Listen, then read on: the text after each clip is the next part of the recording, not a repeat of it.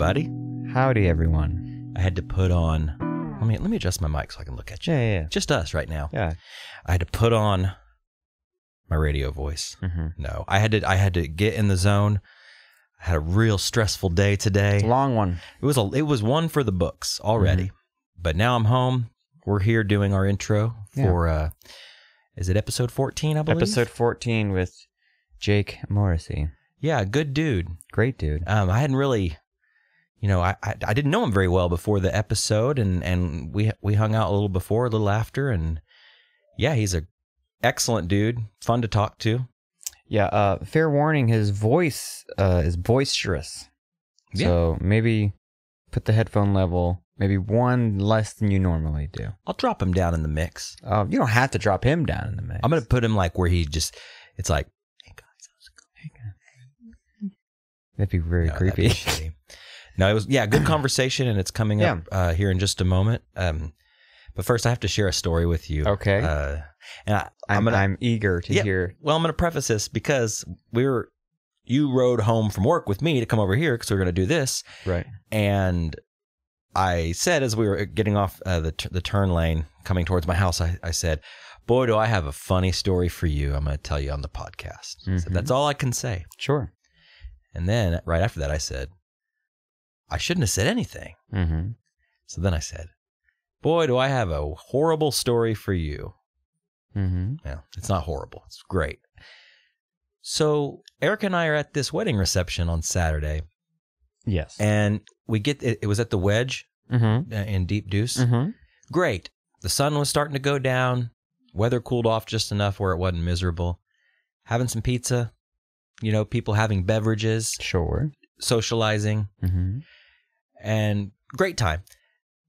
It comes to the time in the night where the toasts are delivered. And Adam, John's brother, brother of the groom, my roommate. Right. My wife and I's roommate, I should say. Yard mate. He doesn't live in our house. He lives in the studio apartment. He lives in the yard. He lives in the yard. He's chained to a pole in the yard. Anyways, he gets up and gives a speech to his brother. Great speech. It was really sweet. Adam kept doing this thing. He had his aviator glasses on top of his head because it was like dark by then. But when he started crying, he'd pull his glasses down. And he did it like 3 or 4 times. That's sweet. It was kind of his thing. It was kind of it was cute. Anyways, so man, for the life of me, I couldn't remember who was giving the next speech, but I want to say it was Alex Barnard. Yeah, I think it was either it was either Alex Barnard or it was Taylor Vincent, both who have been on our show. Right. So this is all bringing it back home full here. Circle. Yeah. So one of these guys, and I want to say it was Alex, but I could be wrong. Taylor, if you're listening and it was you, I'm sorry. If you're listening and it wasn't you. They both have blonde hair, so it's... Yeah. It was later in the evening. Sure. After more beverages have been consumed. Yeah. Yeah.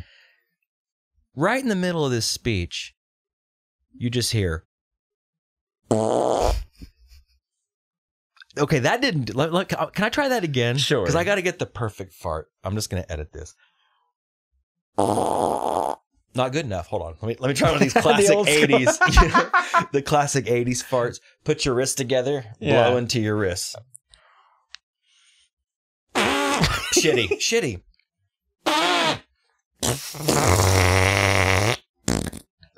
Dude, I can't do it. I can't do a good fart. Let me just say. Was it an actual fart, or did someone make a fart noise? Well, hold on. This one's always a good one. Oh, the old elbow pit. Oh, I had 2 going on there. Yeah, it's a 2-tone. Well, hey, this is a classic too. Let's see if I can still do this.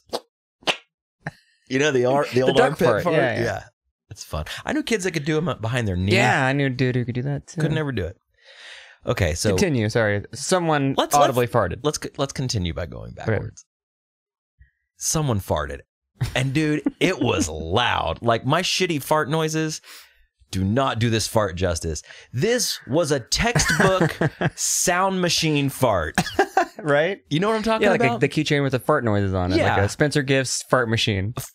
Perfect. It was the perfect fart machine fart.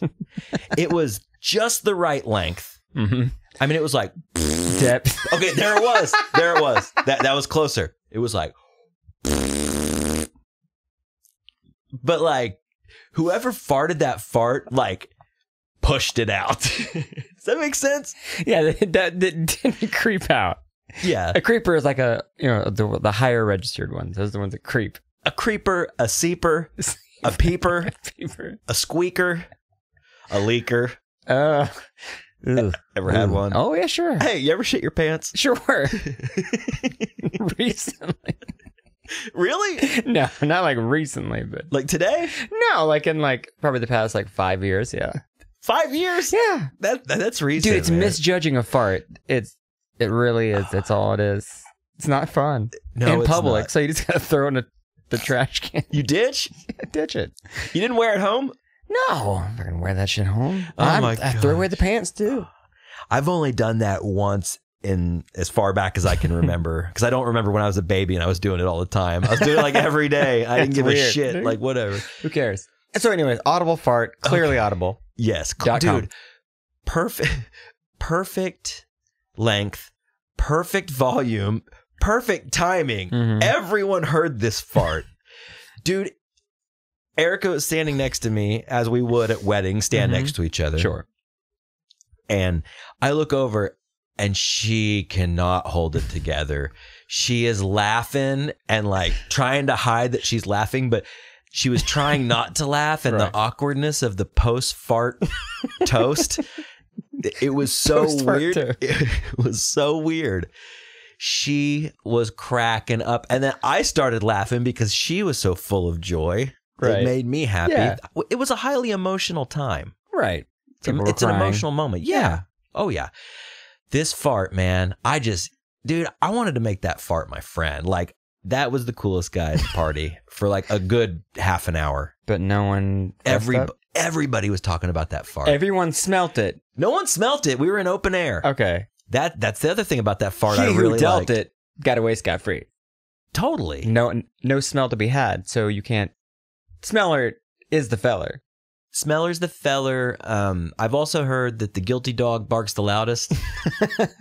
You ever heard that one? Yeah. Let's see. Oh, right after the fart happened, we did the thing where you put your thumb to your forehead and you say 1, 2, 3, didn't eat it. Did you ever do that? Didn't eat it. Yeah. I thought it was 1, 2. Doorknob? Was that one? Doorknob was one, yeah. I think that was one. Mm-hmm. Doorknob. Yeah, your thumb to your, yeah. But ours was thumb to the forehead, put your palm flat, and then wiggle your fingers like a rooster. What's that thing called on a rooster? His skin, the red skin. The flappy. The gobbler. No, the that's gobbler's a turkey. on the neck. What's the rooster's mohawk called? I don't know. Oh, man. I can't think of it. It's something weird. No. Anyways, that fart was so cool. Everybody was talking about it. Everybody in my earshot at one point in the night, I heard, do you know who farted? Who farted? And I heard the word fart at this wedding reception like 30 times, man. It was awesome. Who farted? Fucked up thing is, I still don't know who farted. So here's the deal. I know that there's some people listening to this that were at that wedding. Mm-hmm. I run with a good circle of people. The feller is probably listening right now. Wait, isn't it the smeller's the feller? Wait, the smeller, the feller, the candlestick maker. They're listening to this. Who? But is the feller the smeller? Is that the smeller's rhyme? The feller, the one who goes, who farted? He's the feller. You're the one who did it. So the smeller's the feller, and then he who smelt it dealt it. He who smelt it dealt it. Yes. Dang. Let it be known. I'm tripping out on farts, dude. I haven't thought about farts in a while. Well, no one really does. Well, I worked at the bar Saturday night. Before I went to the Whole Foods, got a sandwich made, a wrap, and I knew something was amiss when I opted to have them not cut it in half. Because they was like, do you want to cut it in half for it? No, I'm just going to eat the whole thing. And I did. Ate the whole thing with a giant yerba mate. Okay. Go to work, and from 8:30 till 4 a.m., farting nonstop. Can't stop. I cannot stop farting. Can't stop. Won't stop. I'm like, but they're quiet when no one can hear it because it's a loud bar. They don't smell, but it's just like just crop dusting the back bar. Crop dusting. I couldn't help it. I wish I could. I can't remember where we were at the other day, Erica and I. Oh, we went to this antique store over by our house, and it sucked. It wasn't good. The selection wasn't great. I don't want to say it sucks. I guess that's a little harsh. Didn't find anything that day. And she was walking in front of me, and I said something to her. I was like, hey, you ready to get out of here? And she's like, yeah, but don't worry. Hold on. Damn, I was trying to deliver that. Okay, she goes, yeah, but don't worry. I've been crop dusting the whole time. She was serious. So I've been walking around mouth breathing in this antique store. It was hot outside. Yeah. So I was like, breathing in your wife's farts. I've been smelling your farts for the last 20 minutes. Don't worry. I love talking about farts on the podcast. Welcome to Fartcast. Makes me feel like a man. Yeah? Yeah, man. You like feeling like a man? Sure. I don't know why, but farts do that. Farts kind of make me, it takes me back to youth and being a child and farting and laughing about farts. I remember distinctly a child, boy, there was a child then, 7th grade probably. It's gym class with the coach. I think we've discussed him before. He farted all the time. And he would always say, it's actually very healthy for you to fart. Yeah, doctors say it's really good for you. And for some reason that stuck in my brain, like, of course, that makes sense. So my whole life I was like, but it's healthy. It's good for you to fart. You shouldn't hold them in. No. But that's how you get a tummy ache. But you just fart willy-nilly? I don't think you should just fart willy-nilly. As I get older, I definitely care less where I fart and in front of who I fart. Yeah. I will fart in public now. Yeah. When I was younger, no, I had too much class for that. But do you try to do the sneaky sneaks, or you just let it go? My preferred attack method is actually just walking off and pushing it out. Yeah. Just farting. Yeah. Like, I want to hear it. Or like, I'll pretend like I'm tying my shoe. Like, oh, man, that'd be a good one. Dude, like, we should do a social experiment. Mm-hmm. Okay, so I'm looking at this poster of Duncan Trussell, one of my podcast heroes, funny guy. He would have these challenges on his podcast where he would say, like, he'd be like, okay, man, next week, before next week's episode, I want you to go to the store and buy a dozen flowers, or just a bunch of flowers, or go pick some flowers off the side of the road and just give them to a stranger, man. Let's just see their reaction and tell me about it, blah, blah, blah. Yeah. You know. That's a great Duncan Trussell, by the way. Thanks. Yeah. I've been working on that. Mm-hmm. Between that and Alex Jones, you got a little catalog. Speaking of one of the previous episodes, Impressionists, you got it. Thanks. You got them coming. So instead of a social experiment where you hand out flowers, what if you did a social experiment? You dealt farts. Where you farted on people. Okay. Or close to people. To see the reaction. Yeah. Okay, maybe farting on someone is a bit much, but what if you went around and just, why is that not an Instagram fad yet?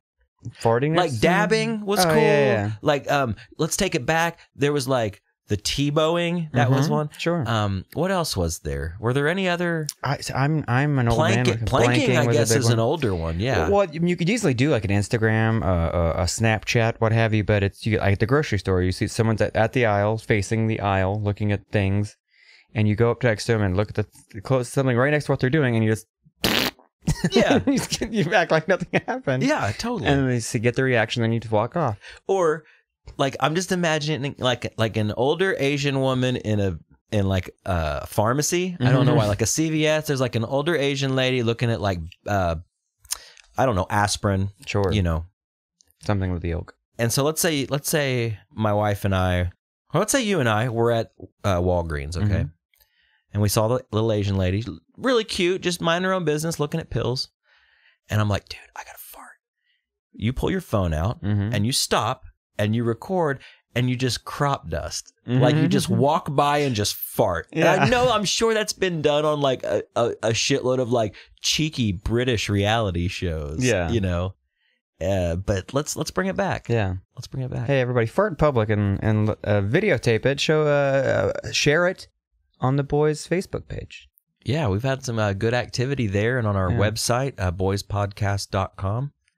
And before we go on, I do want to say, now that I've thought about it, I think saying that talking about farts makes me feel like a man is something a boy would do. So really talking about farts makes me feel like a young man, a boy, if you will.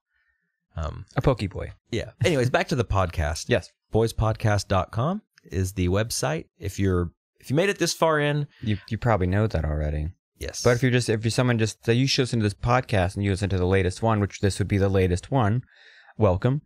We have a website, boyspodcast.com. You never know how people are listening to it. Are they doing it via the website? Are they doing it on SoundCloud? Are they some other iTunes, whatever podcast app? So there's that. You can also email us. We've gotten a couple of emails of love, just sending their love, and we appreciate the love. Yes, and you can also there's a donate button if you feel the need to do so. That would be cool. And we've got a few donations so far.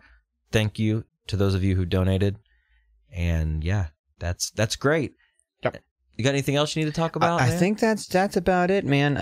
Everyone enjoy this episode with our good pal, Jake Morisse. Hey, bro, what are you drinking? Oh, this? It's an Anthem Arjuna. What about you? Just beer? Oh. This episode of Boys is brought to you in part by Anthem Brewing Company, located in the heart of Oklahoma City. Check them out online at anthembrewing.com. If it is an anthem, It's just beer? Okay, we had to come back. Had to come back. We cut the mics off and then we realized we didn't discuss something. We didn't. So, do you have any suspects? Any fart suspects? I have the usual suspects. Sure. Okay. But number one, I don't want to name names.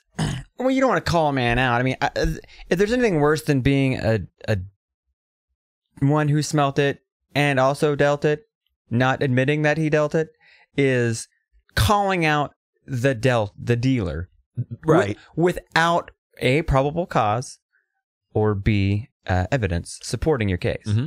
Probable cause is a big one. Mm-hmm. It's a non-malicious crime. Well, one could say it is, and one could also argue that it's not. Someone probably smelled it, maybe in he or she's vicinity. Right. I think it's probably ultimately on how it was dealt.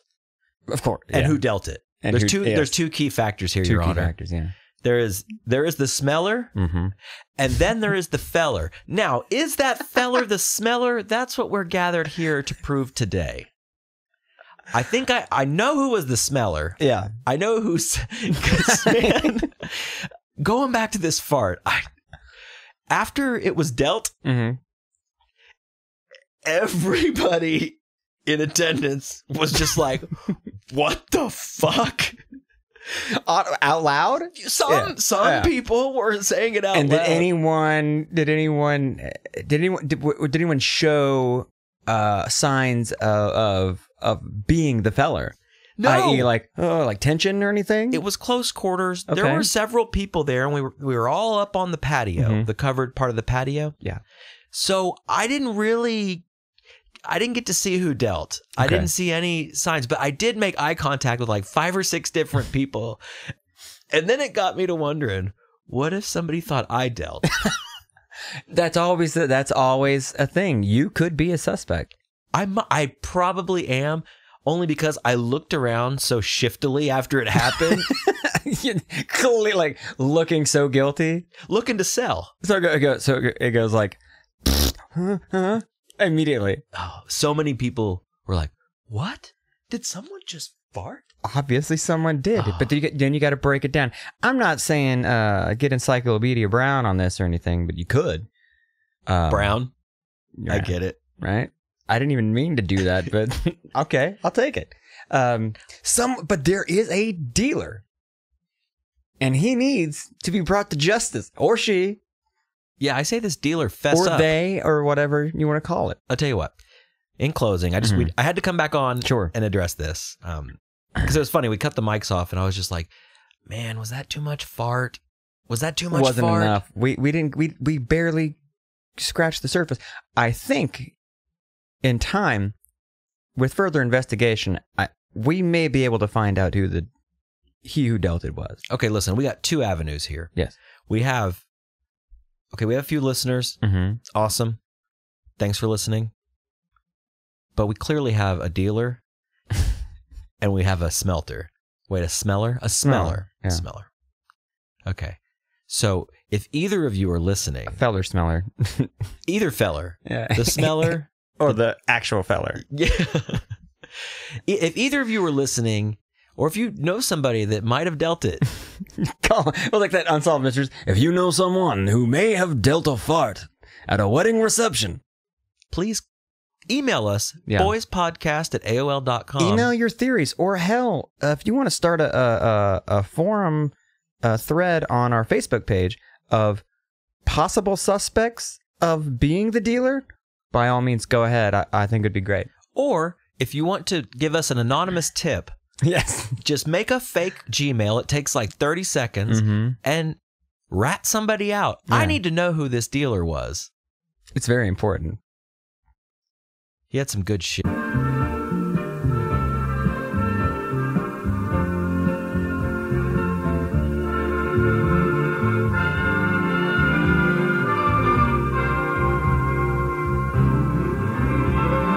Sure. All right. So yeah, we started talking into the mics like we knew what we were doing. But it sounds good when you talk It into these does. mics, man. Sometimes Josh will just sit. Josh and I, not just Josh. I'll be here with him, or that'd be weird. But we'll sit in here for like Now break into your hours. house and I just talk into these mics. Yeah. Oh man, they sound great. They Not make you bad. They sound do. better as a human being. Yeah. Oh, and, Like- and just wait till I slap a little compression on Ooh, him. I'm so excited because I hate listening to my voice back. Like in any sense, I hate it. And- The worst is like recording vocals. oh yeah. Like you never know how terrible. Like even though you could be the greatest singer in the world, you hear your voice back and play back. You're like, nah. well, then I mean, think about me. It's like I'm not a good vocalist. I'm just a dude that like, yeah, put some gravel on it. Like, Yeah. put some alt country on it. It's fine. It'll be fine. Yeah. I listen back to my voice and I hate every second of it. But now I've stopped trying. I just like, that's fine. Do whatever you got to do. Yeah. I don't care anymore. You guys are weird. I love the sound of my voice. I really do. Like singing too. No. No. Yeah. No, my singing voice is kind of like my speaking voice. It's pretty monotone. But when I edit the podcast and sit down, Yeah, dude, you have an NPR voice. thank you very much, Seriously, Jake you have Morisse. like, you have Thank like a you. perfect voice for this. Well, thank Yeah. you. I appreciate that. I'll try not to let my head get any larger, but I feel like this is my gift, man. Like I love playing music. I love jamming. I love being in bands, but man, I just this is it for me. This is it. This is as far as it goes Man, for that's me great. anymore. I think I've officially quit playing music like with people. It's a hard decision to make. Yeah, He recently put his half stack on. I'm selling the van, so to speak. So that's literally selling the van. Not literally, but yeah. I went through that, and then I started playing again, obviously. Yeah. But I went through that when I moved to Enid. I just like had this sort of deal where I was like, why am I doing this? Like, why am I playing music with people anymore? Am I still chasing something for, Right. and even just like subconsciously, am I chasing something? Is it just always going to be in me that when I play live music, I'm going to try to be something or like be somebody? And that's that's issues with my own ego. Let me be honest here. Yeah. That was exactly why I quit because, I'm 35 years old now. I'm not really into anything that's like real, for lack of a better term. And as I was in a band for a long time, like 2 years with these last group of guys I was playing with, having a blast, love the guys to death. And one day after practice, I just sat down and said, dudes, I don't want to do this anymore. Yeah. And it has nothing to do with y'all. You know, it's like, I'm doing this as a favor because I don't want to like be okay with practices getting canceled. Yeah. And then the thought of playing, we took a huge break off playing shows when we recorded the newest album. And I just got to the point where I was like, man, playing live kind of just gives me anxiety. And it was like not fun anymore. But it was all because of that. I still had the dream. I still had twinkling in the back of the brain, even though I'm older and fatter and uglier. It's like I still so I'm still gonna have my guitars. I'm still gonna have my little nice amps and stuff. But like the big one, the big daddies, it's out the going. door. It's out the door. Yeah, So. Man, that's so funny you were talking because I even do that. I do that with everything. Like I'm doing that with like smoking weed right now, So I've smoked enough that I'm starting to get a little paranoid when I smoke, but I'm still holding on to the dream. Like, no, man, I'm going to be a stoner forever. Like, I'm just going to keep on rolling. I'm going to do it. But then there'll be that time where you smoke like one too many bong rips because I'm almost 30 and still smoking a bong. And, No shame in that. yeah, okay. All right. Good. But I get that paranoia. It's like, no, fuck it. I'm going to keep on going no matter how insane I feel. A lot of people have dropped off. Yeah. And, I think it takes a special someone. Just to keep going. Just to hang just to on. keep checking through. Well, it's like really anything. Like you don't... beers, for instance. I'm drinking a delicious Anthem OK Pills.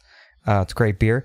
I do not drink as much as I used to back in the day. Like it's not at noon, start pounding beers and party all day and just chug booze with it. Like it's like I'll have a couple of beers and be okay. Or maybe if it's an occasion, like I'll do a shot, like a birthday or something. But it's I'm gonna keep drinking beers. I mean, of course. After a long day at work, after mowing the lawn, a nice, delicious beer is good. Oh, I like drinking them before I mow the yard. Just get good and drunk. And then it's like driving home from the bar. Can I keep it straight between the lines? The challenge. Yeah. I hate mowing the lawn more than anything. Like I will do almost any other chore that you ask me to do, no matter how shitty it is. Don't fucking ask me to mow the lawn. Is it the heat factor? I think it's the heat factor, and I think it's just like the monotony of it a little bit. You got to go Rob's method. Put on some nice headphones and listen to some metal. I mean, that's actually great. I tried that last weekend, and it's fucking awesome. You, like I said, you assault the yard. You really do. You really do. It's like, see, Just really go for it. Jake, I love mowing the yard. Yeah. It's weird, man. It's therapeutic to me. I don't like it when it's ridiculously hot, even though for some reason I always like wait till it's the middle of the day to do it. But I actually had a disagreement, a friendly disagreement with a friend of mine. We were talking the other day, and I said something about mowing the yard, and he was like, yeah, I've never mowed my yard. He's like, why would I do that when I can like pay somebody very little money to do it for you? And at first I kind of like side-eyed him. Like I kind of was like, kind of a man doesn't mow his only. Well, I kind of got that like, what? Like, not that my yard's yard of the fucking month or anything, but then I got to thinking, and last time I was out there mowing, in fact, I told a story about it on the last episode, I thought to myself, man, he's right. He's right. What am I doing? What's $25? Yeah. If you don't have a big yard. There's some kid down the street that'll do it for $25. Happily. We've had gentlemen walk up and down our street. Like if I'll let the yard go for a little bit, like if you have like a bunch of rain, you can't mow after a rainy day, but then the grass just fucking sprouts. They'll come by like, you need to mow your lawn. I'm like, I know I need to mow my lawn. Like, I'll do it for $20. I'm like, that's always a crackhead. Well, and that's the deal. But it's like, do I want a crackhead to mow my lawn? It's always the crackhead for 20. But here's the deal. It's like if you go to Supercuts for a haircut. It's like that is very true. Gonna be shitty, but it's really cheap. And how shitty could it be for $20? Your whole lawn, like. How bad could it really be that I would be mad I spent that $20? Well, speaking, you're a professional barber. A barber is the key word. Barber, yeah. I've never gone. I mean, I used to go to like a Velvet Monkey and stuff like that. I worked for Paul Mitchell when I lived in San Diego. That's like the most professional haircuts I've gotten. Okay. But it was all salon style. Yeah. The rest of my haircuts, I grew up going to Master Cuts, Super Cuts. Yeah. Fantastic Sam's. Fantastic Sam's. Though, and they were always terrible to the point of I would go home and have to fix them or just shave it off. Well, I think that's the like generation that we grew up in. You know, we grew up in the terrible haircuts. Yeah, and the terrible like something with an adjective in the name of sorts. Right. Pro cuts was another. Pro cuts. Pro, super, master, great, fantastic, fantastic. And that's the deal is like if there's an adjective in the name, it's going to be bad because some lady just got out of hair school because she needed something to do to get by while she's like working on, I don't know, like her insurance license or something of that nature. While her husband's at work and the kids are at school. Yeah. And so not the pigeonhole. And so this is the thing that our generation grew up in is like JCPenney's salon, you know, all that. Like, get your haircut now. Like, go get your haircut at Walmart now. You remember that? Do you remember when you could, like, they put a salon in Walmart? There's a salon in the Crest in Edmond. Exactly. Yeah. I'm like, they're everywhere. Oh, that's weird. But it's the key of convenience. And now you're seeing this as it's like kind of like dying off a little bit because the barbershop craze, I guess. I mean, the movie?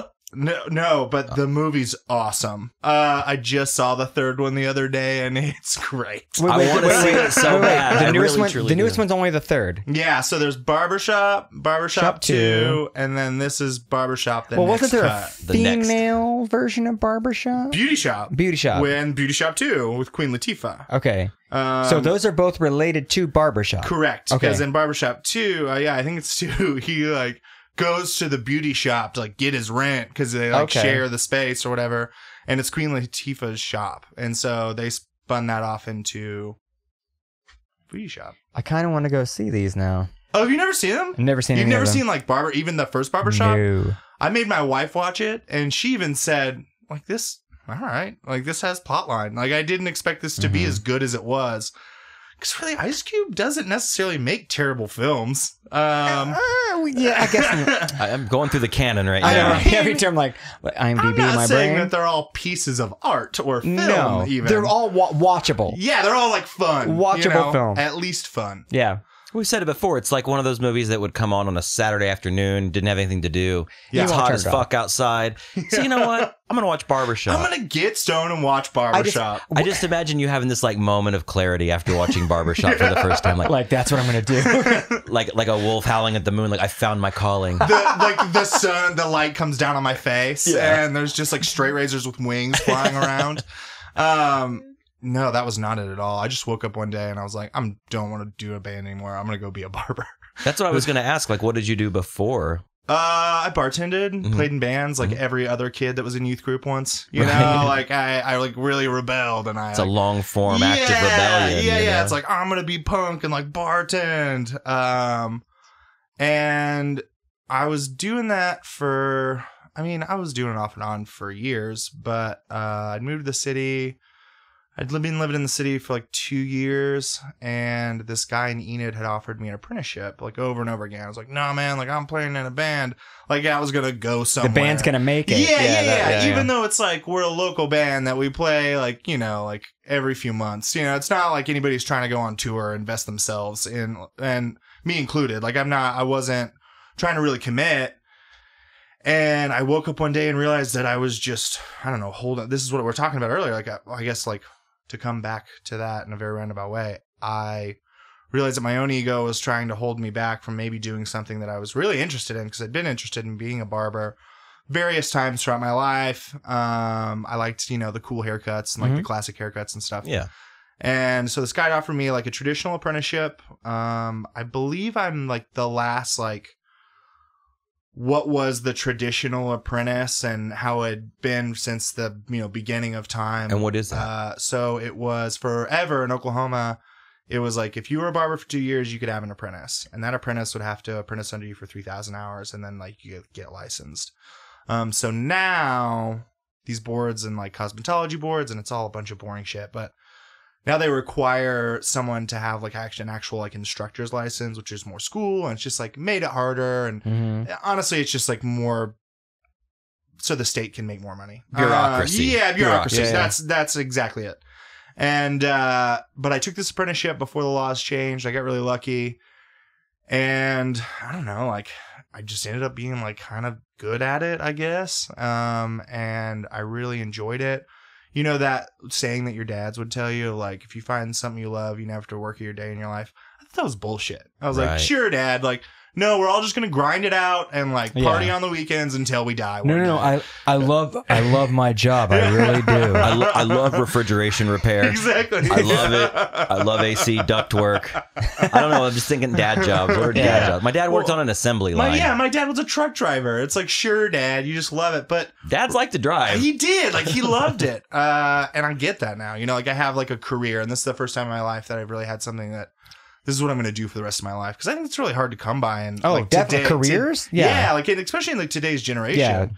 Yeah. If you're not like, somehow like doing social media marketing or have some startup company, you're just like trying to get a job like the rest of us. Yeah. And maybe you're lucky enough to fall into a career that you really love. The whole thing about jobs nowadays is it just seems like, I know that the term rat race has been around forever, and maybe it's just because we're getting older and we're finally realizing that there is one. We just hit like real adulthood. Yeah. Like, dude, I've just kind of coasted along on whatever I've kind of fallen into. Yeah. And up until now, and now it's like, I thought I was getting like easy street. Yeah. This new job is fucking hard, dude. They work my ass off. I mean, it's good work. Yeah. Good work. Very happy to do it. It is somewhat of a passion. So even though it's like busy and stressful, the days go really quick. I feel a sense of accomplishment. I'm happy. Yeah. You know, like I feel like a piece of the happiness puzzle was like jammed into place. Yeah. You know, even if it didn't fit perfectly, exactly, it's like 90% there. There's just this weird flat edge on one side, but it's in there. And now like I'm feeling like I'm closer to happiness, and that's a really good feeling.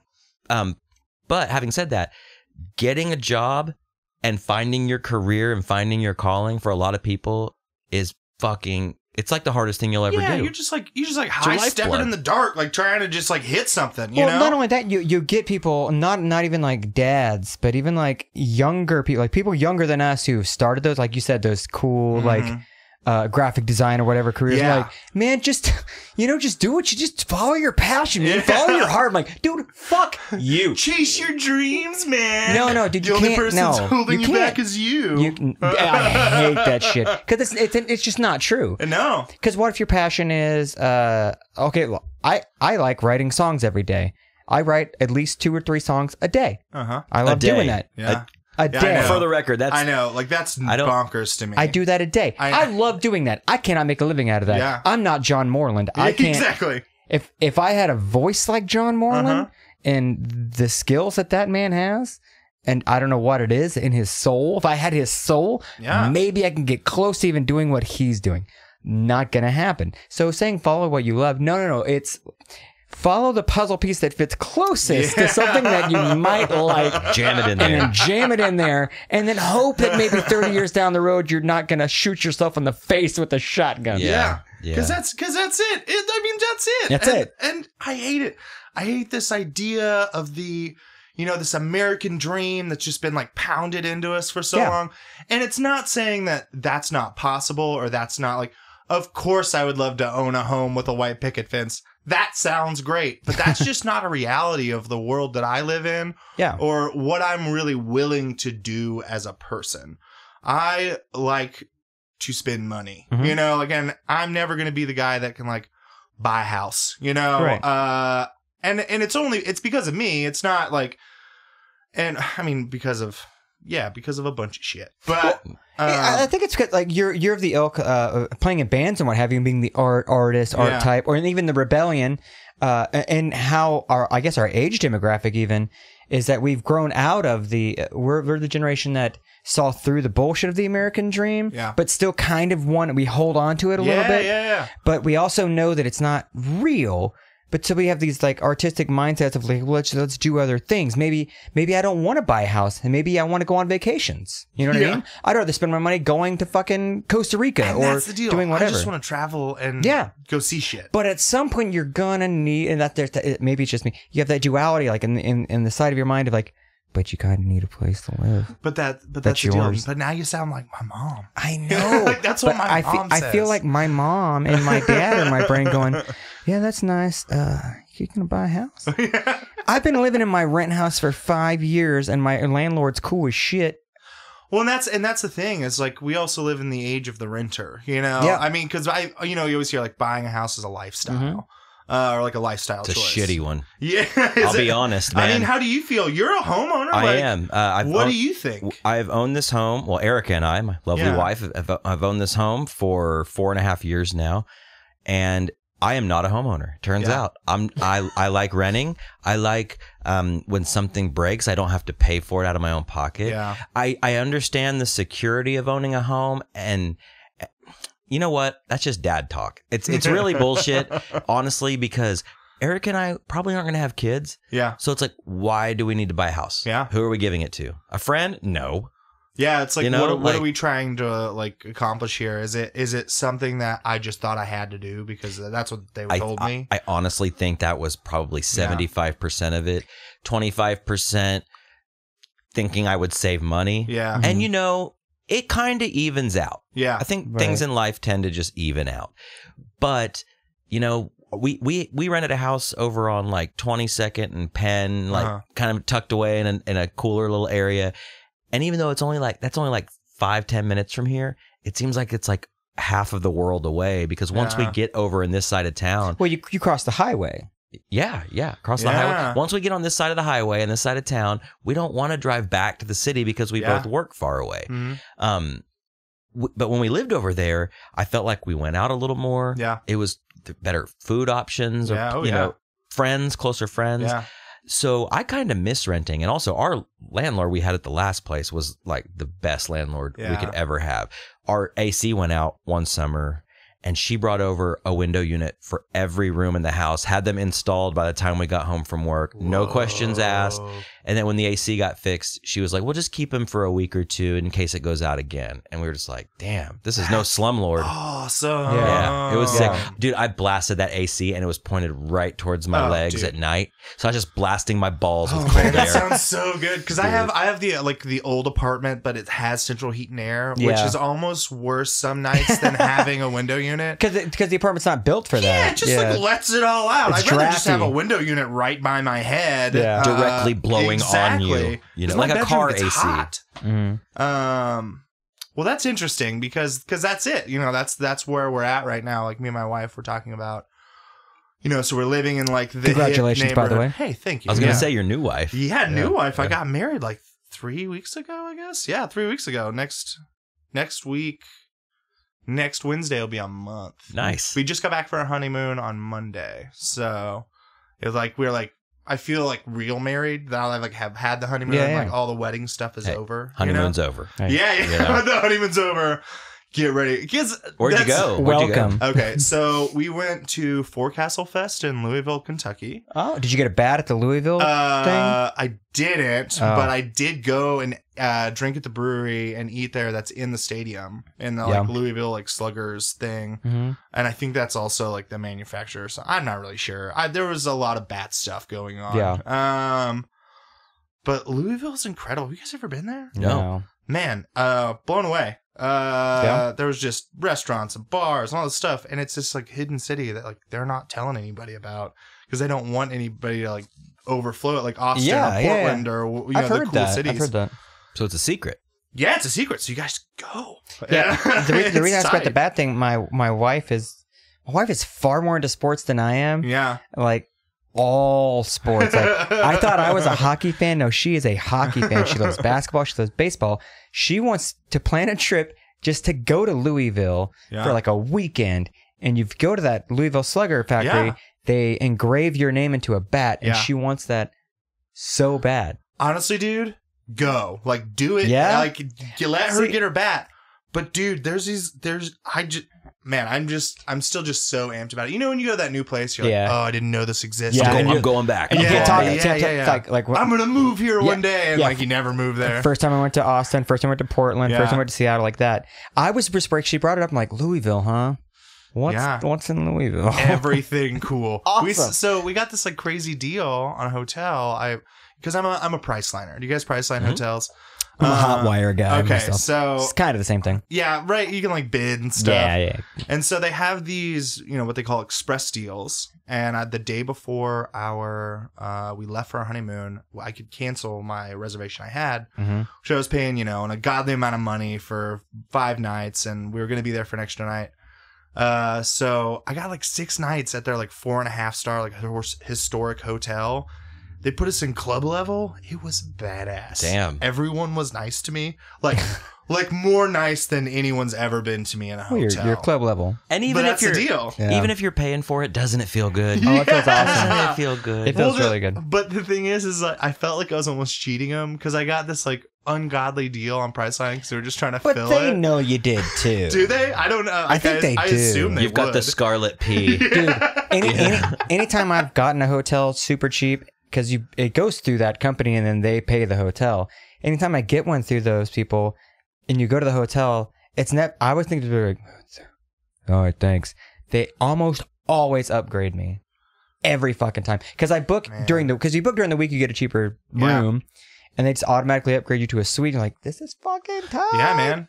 it was the nicest I've ever felt. So before that, you were saying your wife and you. What? Before we started talking about the honeymoon and stuff. Houses? We're talking about going back to buying houses. Yeah. So we're talking about moving. Didn't want to derail you, sorry. No, that's fine. I'll go on about Louisville for like the rest of the time. So we're living in the Plaza District, and for anybody listening that doesn't know what the Plaza District is, it's a hip neighborhood, just like every city has. You know, all the hip pockets are popping up. Everything's got some name. You know, I think we live on like, I don't know, like the Gatewood side of Plaza. Hold on, where in Gatewood do you live? 17th and Douglas. Like I live right by the high school. Okay.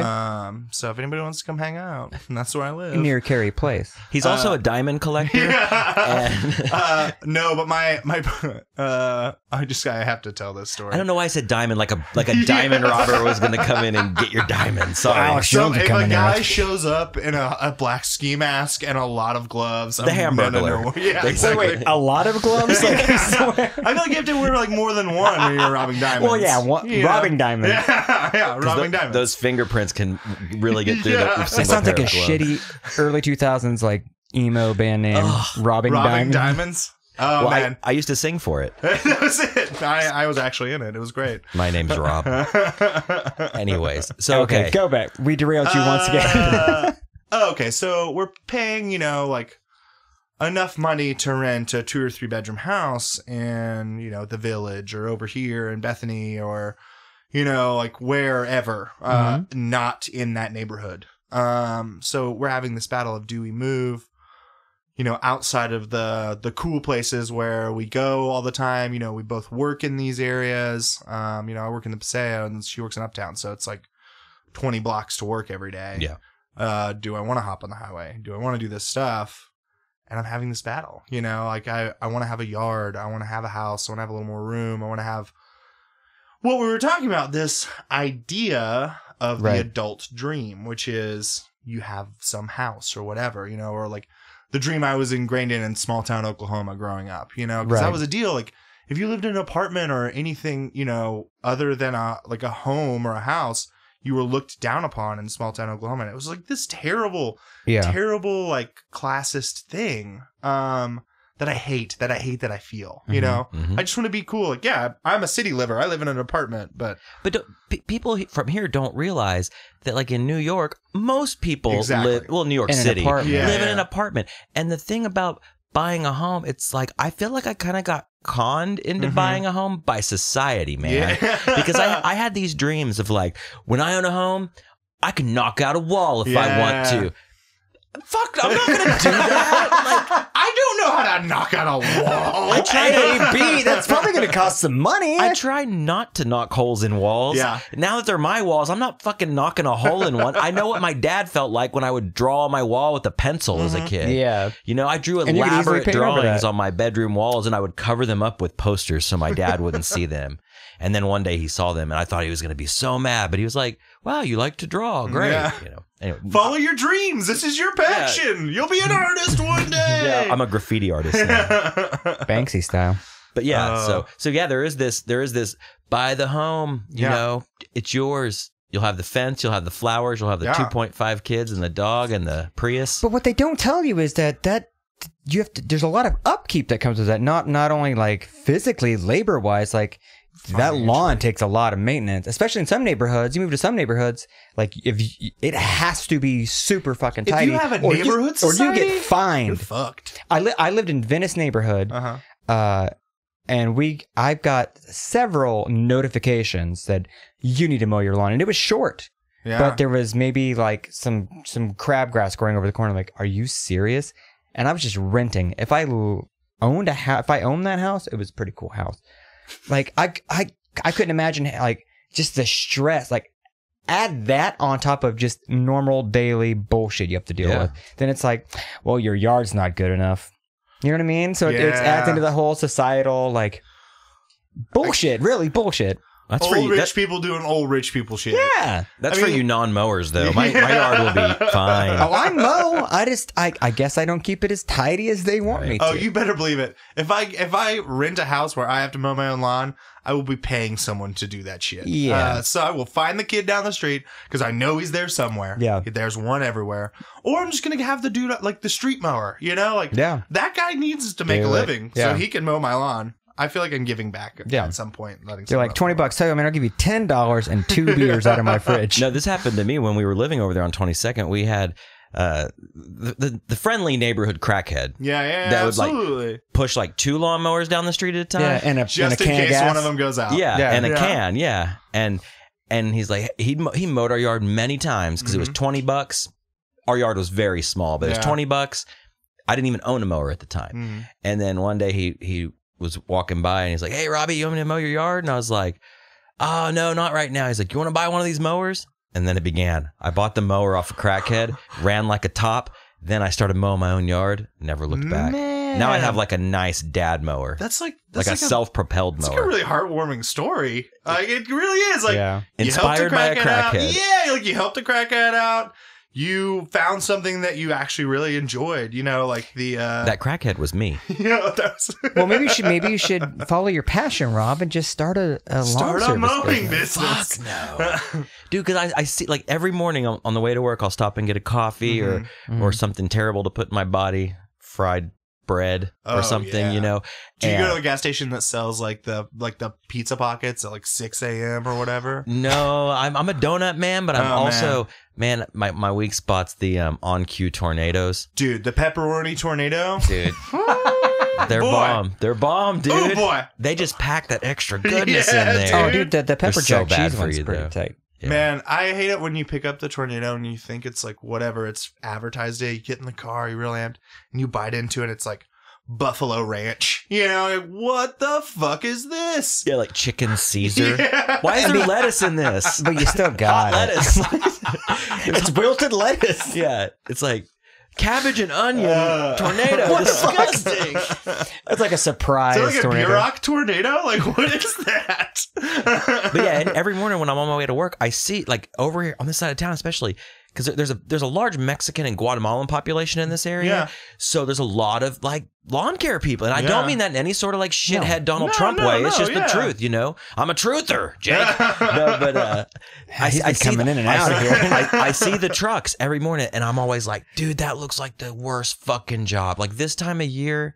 Dude, Oh, yeah, and those dudes are 105 working their degree heat. ass Yeah, off, oh, man. absolutely. But they're But not leisurely mowing No, their they're yard not. But that's the thing, though. after some pot. But or they're whatever. not. But they're not doing it well. They don't just mow and maybe casually weed eat.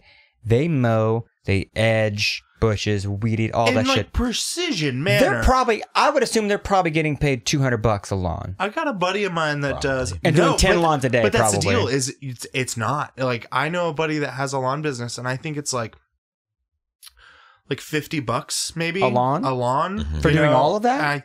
I mean, I think like weed eating and mowing. And how many does he do in a day? Well, dude, when they have that many, 12? yeah, when That's they, a lot. when they have that many people I working know on it's a a lawn, lot, but I'm saying, Yeah. when they have Can that you many imagine people that? working on a lawn, they get in and out. They'll get it done in like 15 minutes. Oh, Yeah. dude, it's nuts. Yeah. So yeah, do 12 of those a day. I mean, I'm not saying these guys get paid well, obviously. Yeah, yeah. But yeah, whoever's owning these companies, probably making pretty they're decent money. banking right now. Yeah. But I mean, imagine if you did like the three of us were like lawn mowing business. We do, 15 lawns a day. That's a lot of lawns, man. But like, In let's say 8 hours though, man. Yeah, Maybe it's 10 all- hours. let's say you do that 8-10 hours. Let's say you do it 5 days a week, $50 a lawn. That's a lot of money. At the end, like the end of it, We all looked at our phones. Yeah. Like, who's going for I the know. calculator I first? got it. Let's see. I want to know what the Yeah. math is because there's a lot of these guys that do lawn companies and then they don't do anything. So else you're saying during the year. $50 a lawn. How many lawns a day? You're gonna average? Let's say 15, and I think that's even maybe a light estimate between what 3 dudes could get done. So that's $750 a day times 5 days. That's $3,750 in a week. and then let's say okay, But then you got to pay for gas for all Oh, of your man. stuff. Got to buy Yeah. some equipment. we need to maintenance. guys. We need to charge more for our lawns. Yep. $37.50. I mean that's a bit. That's how business meetings are. Listen, why don't we just do it? I know they're paying $50. Let's just go $75. Yeah. That's a 50% markup. man. 60. But Okay. even 60, you're talking about splitting it between 3 dudes. $37.50 a week. Let's let's do that times 4 weeks and a month. Oh shit. Because Oh, you're you really, fucked what are up. you mowing? You're mowing from April to October. That's I guess? $15,000 a month. Okay, that's pretty tight. Yeah, Split- that's real tight. Split 3 ways. That's $5,000 a month. I can do that. That's more than I just make for now. mowing lawns. I can do that. Yeah, Yeah. I'm down. All right, quitting my job tomorrow. At $50 a And think about how fit and tan we would I've be. got a mower. You all got the a mower. time. Dude, we would be so tan. I would be so red. I would turn bright fucking red. I was in the sun more than I have been in probably 3 years over my honeymoon because we went to this music festival and it's in like the heat of Kentucky in the middle of July and just like outdoors. Yeah. You're like, no, there's like a highway that it goes under, so you can go like stand under the overpass if you want, just for some relief. Yeah. But yeah, I feel like I have a tan. You've got some sun on you. Yeah, like I feel like, cool guys, look at me. This is gonna be gone in like 3 days because when I go home, like all the blinds are shut. Like I don't want to see the sun. We live in the dark. Yeah. I turn on Bauhaus. Everything is get goth. Half the time, Eric is like, man, I hate living in the dark. But I'm like, dude, I love it. The Yeah. house is cool. Oh, yeah. Or at least it feels cool. It gives you the illusion. The illusion Yeah. of cool. And it's cheap. Lights cost money. Uh-huh. You know? Miles Davis, Rick? Is that it? No. Lights cost money. Birth is cool. Oh. No, I love being in the dark. I don't like having lights on at all. Like, especially at nighttime, like, Oh, yeah. no lights. Light a candle. I have a turn the TV for that shit. Okay? TV light. Yeah. That's like I'm reading a book. Then there's a lamp over there. I don't do overhead lighting even if the lights are on. Fuck that shit. No. I'm a lamp dude. Like I really appreciate the lighting in this room right now. It's- I always want to yeah. say that. It's like, janky, but it's way better than this dude yeah, up like here. I feel comfortable. For me, it could be Yeah. dimmer. Oh, absolutely. We just have one candle in the middle of the table. the lights That's from the it. recorder. That's it. Yeah. We're all in There's pitch just black. some sort of ominous figure in the shadow. That would be over great. here. That would be awesome. Hire a guy for your podcast to just stand in the shadows of the candle. No, just a guy wearing that Scream outfit. Yeah, just standing in the yeah. corner. That's a business idea. Man. Just ominous man Well, industries. if we add that to do our it. lawn mowing business, I mean, we're making about $8,000 a month, guys. Guys, we're really smart at this. Well, I'm thinking like I'll go inside in the AC and stand, and y'all mow the yards. It'll be fine. There we go. We'll be in business. That's called manager right Here's there. what we do. We hire one of the local neighborhood kids, get 3 of the neighborhood kids, pay them, $5 a lawn. So scrap that up. All right, $2 and a comic book. Do they kids still read comic books? I don't know. I Maybe. mean, no, they look on their phones like the rest of us do. That's They true. they read articles on Facebook about That's what I'm saying. new political things. I'm amazed that kids still mow lawns. Oh, they do. They do. They got dads that are playing Pokemon Go. They have to go mow the yard. They have Speaking dads of, that are playing you guys got Pokemon any Go. Pokestops around here? What's up? There's one actually on the church right Are you here on the going? corner. Are you hooked? Are you in the Matrix? Oh, absolutely. Yeah, I just hit level 6, I believe. I'm new. I've only been playing for like a week. Man, I'm on level like 16, I think. Damn, Jeez. I got really crazy about it. I went out one day with a guy I work with, and we drove, which I work at Annex Barbershop. In case this is a shameless self plug, real quick. No, go for it. Here we go. I'm on to the next thing. So we went from like Paseo District to between Paseo District, 150th, back about halfway up again, and then all the way back down to Paseo, just like hunting Pokemon. And just the most dangerous of ways. Driving, right? Oh, fuck okay, yeah. it's like walking. That's Yeah, a I did bit of not a walk. walk to 150th. That sounds awful. You pushed a lawnmower. Yeah, I pushed the lawnmower. I mowed to 150th. lawns the whole way. But I caught some rare Pokemon. Nice. No, but it was just like so dangerous. We're just Mhm. like, and kind of creepy because we're rolling around in a car at 10 miles an hour around, because that's the deal, right? It's Yeah. under 10 miles an hour, it thinks that you're walking. So if you're in a car going 10 miles an hour, you're good. And we were in like neighborhoods and shit. So there were moms just like walking their kids, around the neighborhood, just staring at us. Yeah. What's this guy with face tattoos, just like with his phone out the window, just flicking Pokeballs Yeah. everywhere? In a jet black Cadillac with blackout windows. It Like, was what it is- was a jet black Jeep, so it's about the same thing. or a creeper van. Yeah. It Yeah. would've- oh man. It definitely looks creepy. And a bunch of grown ass men at that. Oh, absolutely. You know? But that being said, man, I've seen more people out and about being Oh, me social, too. doing stuff. Like I know a lot of people kind of get like annoyed with it, and they're like doing the like, you know, like complaining about Pokemon on Facebook or whatever. But someone posted the other day, they're just like, just let us all have a good time. Like, people are exercising, they're being social. And even if they are staring at their phone screen, I have to talk. I'm still talking to you while I'm next to you. Of course, you're not like putting blinders on. You're just glancing at your phone every now and then. I mean, when it first popped on the scene, I was a naysayer. I was a little negative about it, but it really is getting people out, seeing it in real time, in real life. Like, I was in the Paseo last weekend, and just there was so many people out. And they made little groups, and they're going in together. And like you said, they're on their phone, but they're talking to each other. They're out. But then they'll stop though to get pizza at Sauce or something. There's a Pokemon pub crawl tomorrow or Saturday. Yeah? Yeah, it's like starting at the other room at 3 o'clock, I think. I think it's great because it's getting a lot of people who normally don't get out. It sounds good. You should do it and like report back to us and tell us how it is, dude. All right, guys. I mean, what's going to happen is everyone's going to get wasted. We mowed a lot of lawns. Just like, we mowed a lot of lawns. It's just going to be drunk people running around the neighborhood like we're teenagers.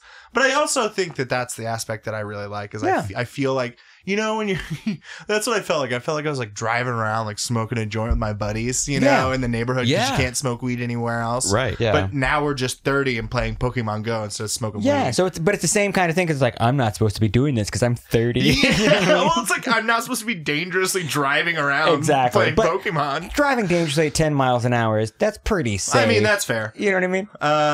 Well, I say that, but then there was times that I'd be navigating, I'm like, I got a Pikachu in the vicinity. Turn off into this parking lot. I just like whip it into a parking lot somewhere off a Memorial. The other day, Erica and I were driving 10 miles an hour, and I busted a fucking U-turn in the middle of a busy street.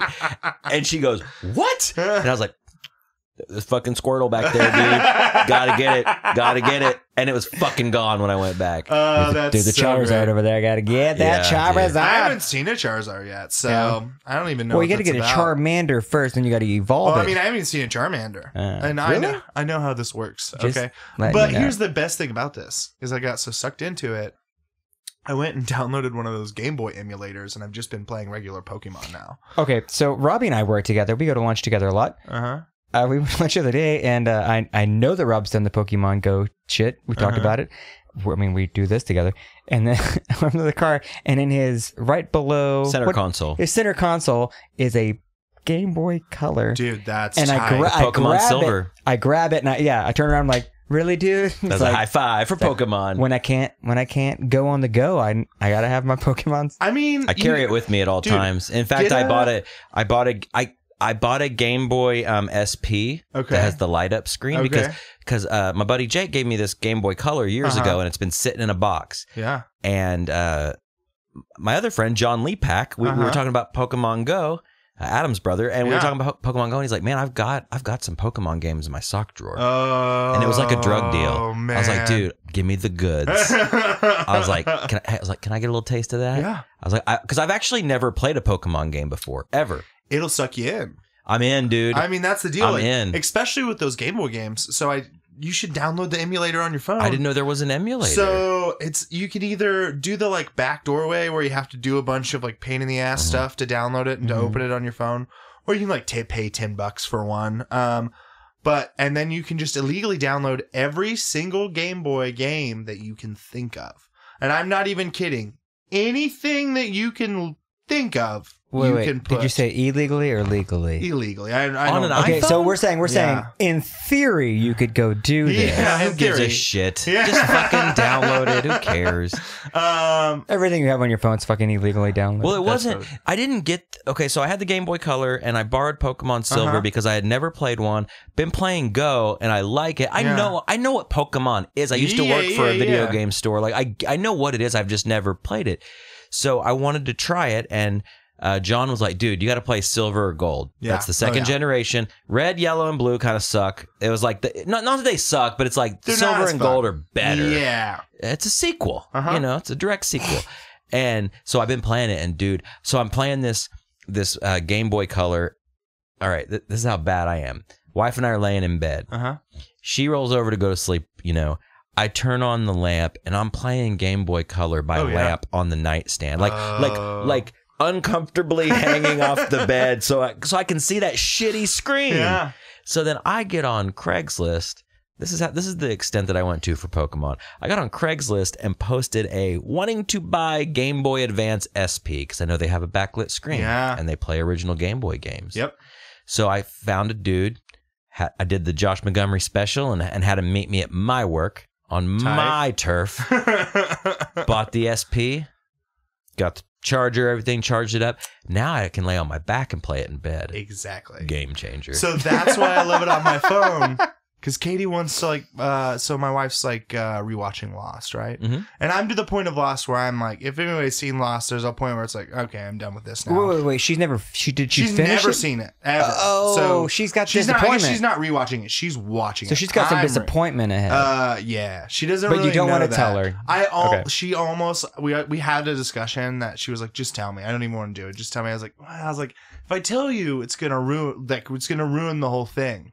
You can't. You know, made it this far. Yeah, she's like, I'm not even gonna watch. I was like, no, it's gonna make you mad. Well, how far in is she? She's like the end of season 2, probably at this point. So You're in. By then you're in. Yeah. Oh, she's in, and you got like another good season probably. Like they're still like pressing the button and like figuring out what the bunker is and all that.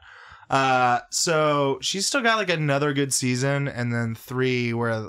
You know, like where they start time traveling, right? You remember that? And that starts to like spin out. Yeah, it's and like the writer's strike happened. That's really what happened, right? That was the first show I ever watched where they took breaks in the seasons. And I think that was directly related to the writer's strike. And the seasons would be like shorter, or they would be like in 2 weeks. Here's another one. Or they'll come back in a month, like a mid-season finale. Yeah. I feel like that Lost might have started that. Yeah, they were. Pretty much this group of writers writing for pretty much everything because the actual writers who were career writers went on a fucking strike. Yeah. Oh yeah, they just got some kids that like just got out of school. Like, hey man, we'll pay you way more money than you're worth. You want to do this? Yeah. Back to Pokemon. Oh yes, back to Pokemon. So the ROMs. So the emulator. Yes. So download it on your phone because. When you're like sitting somewhere, like I'm just doing it all the time. Like I'm just playing Pokemon all the time in between clients at work.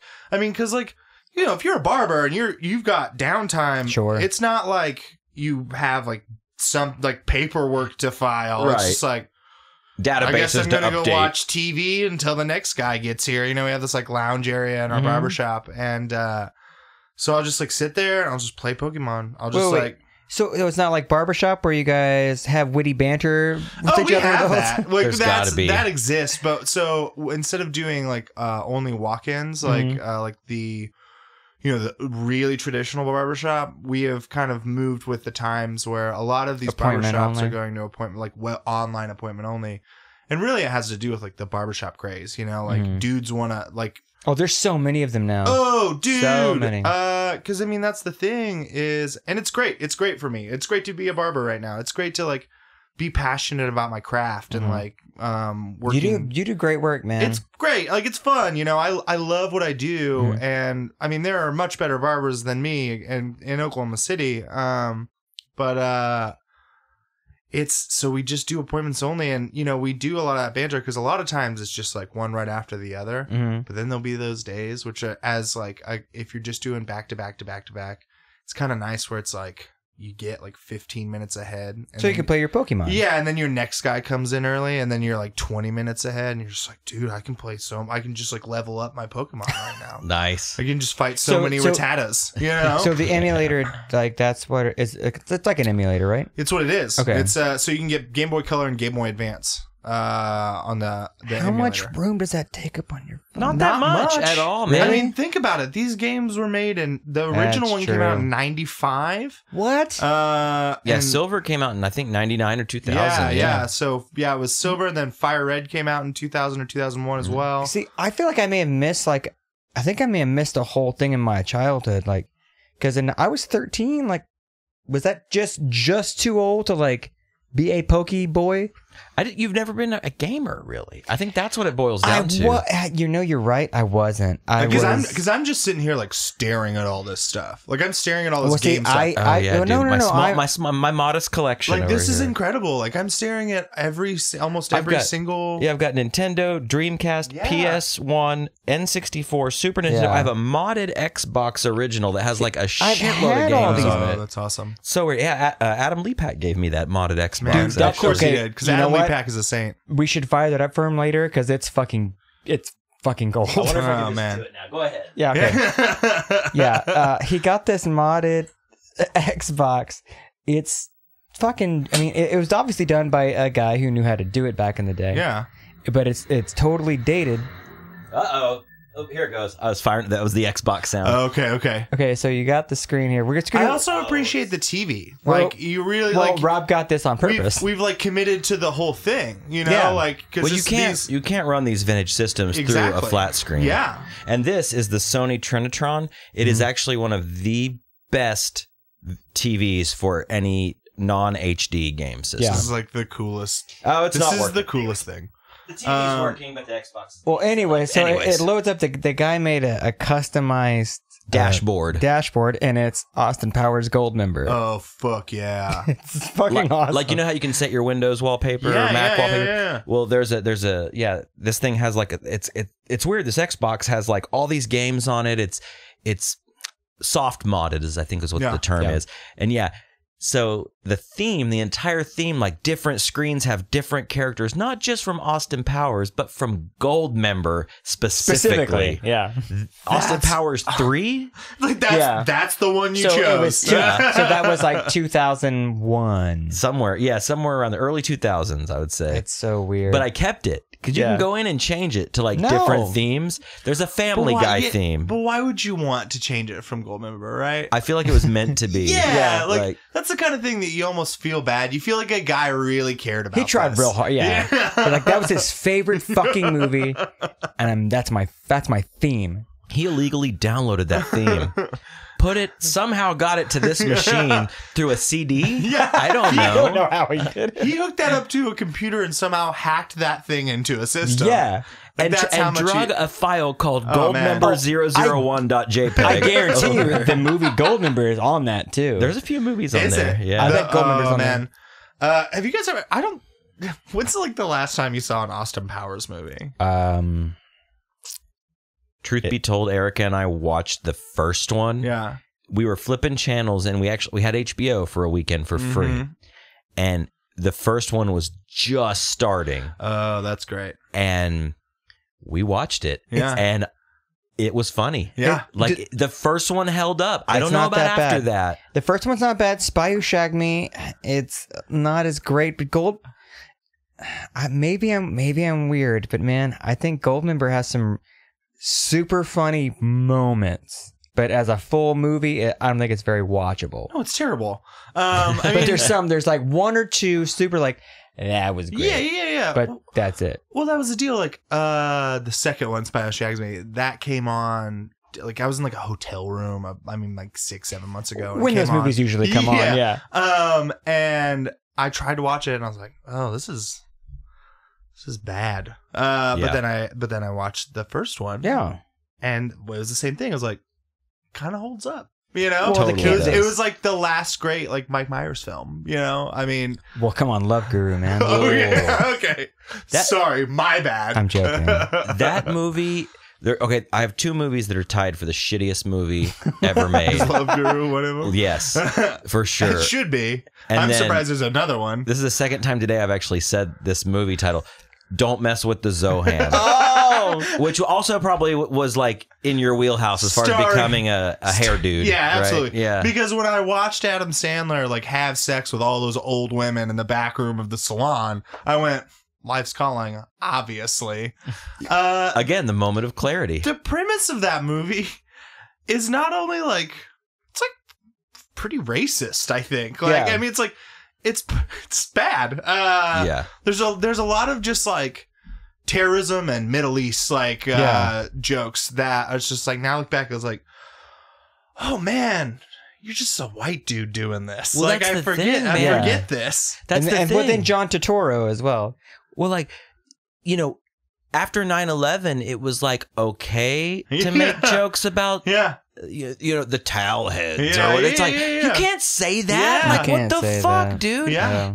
You know, if Mexican people or anybody, white people, whatever, did a heinous crime, that doesn't give you a right to say the N-word or honky or whatever. You know, it's like, dude.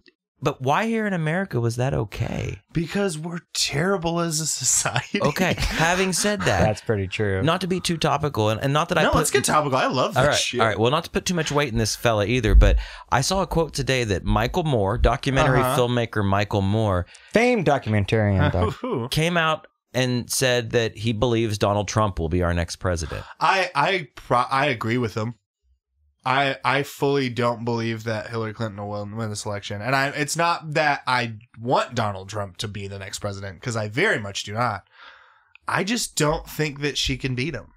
He's a powerhouse. He's a powerhouse right now of ignorance and what all like, you know, like true blood Americans, which let's be clear. Like as the cultural kids, you know, like the kids that were into weird music and art and stuff like that. We are still very much the minority in the country. Very much so.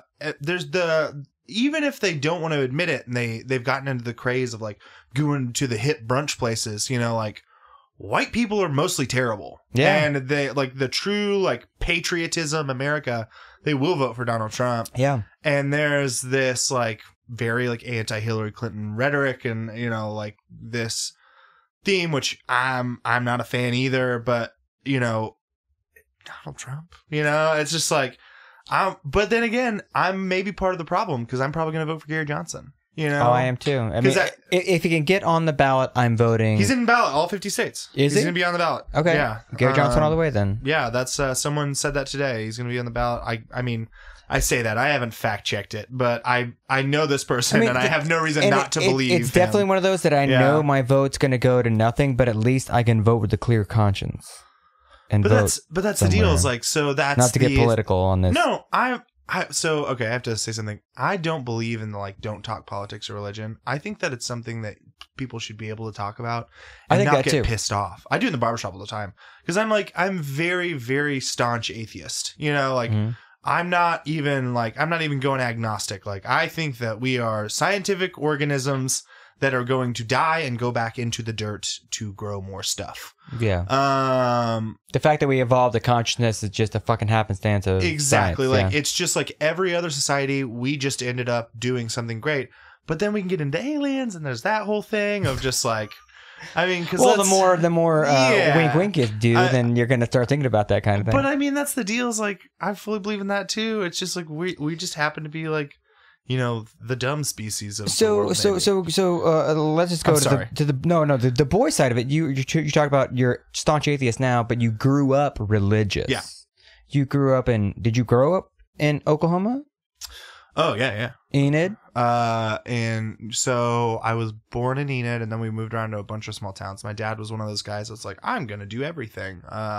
Renaissance man. Yeah, exactly. Quotes. So he was like the manager at a call center. So we lived outside of Tulsa in this small town called Skytook. And then we're also like really poor. I mean, you know, like we weren't ever like out on the streets homeless. But it was like we're native. We got like food ration. Like I remember going and waiting in the elementary school like cafeteria for the truck to come and like give us our like food for the month, our rations for the month. Wow.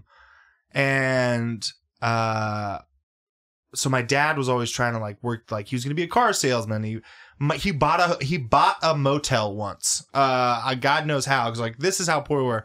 And he was like, I bought a motel in Pond Creek, which is outside of Enid where I was born. So we moved back and that lasted for, you know, whatever. And then he started driving truck and,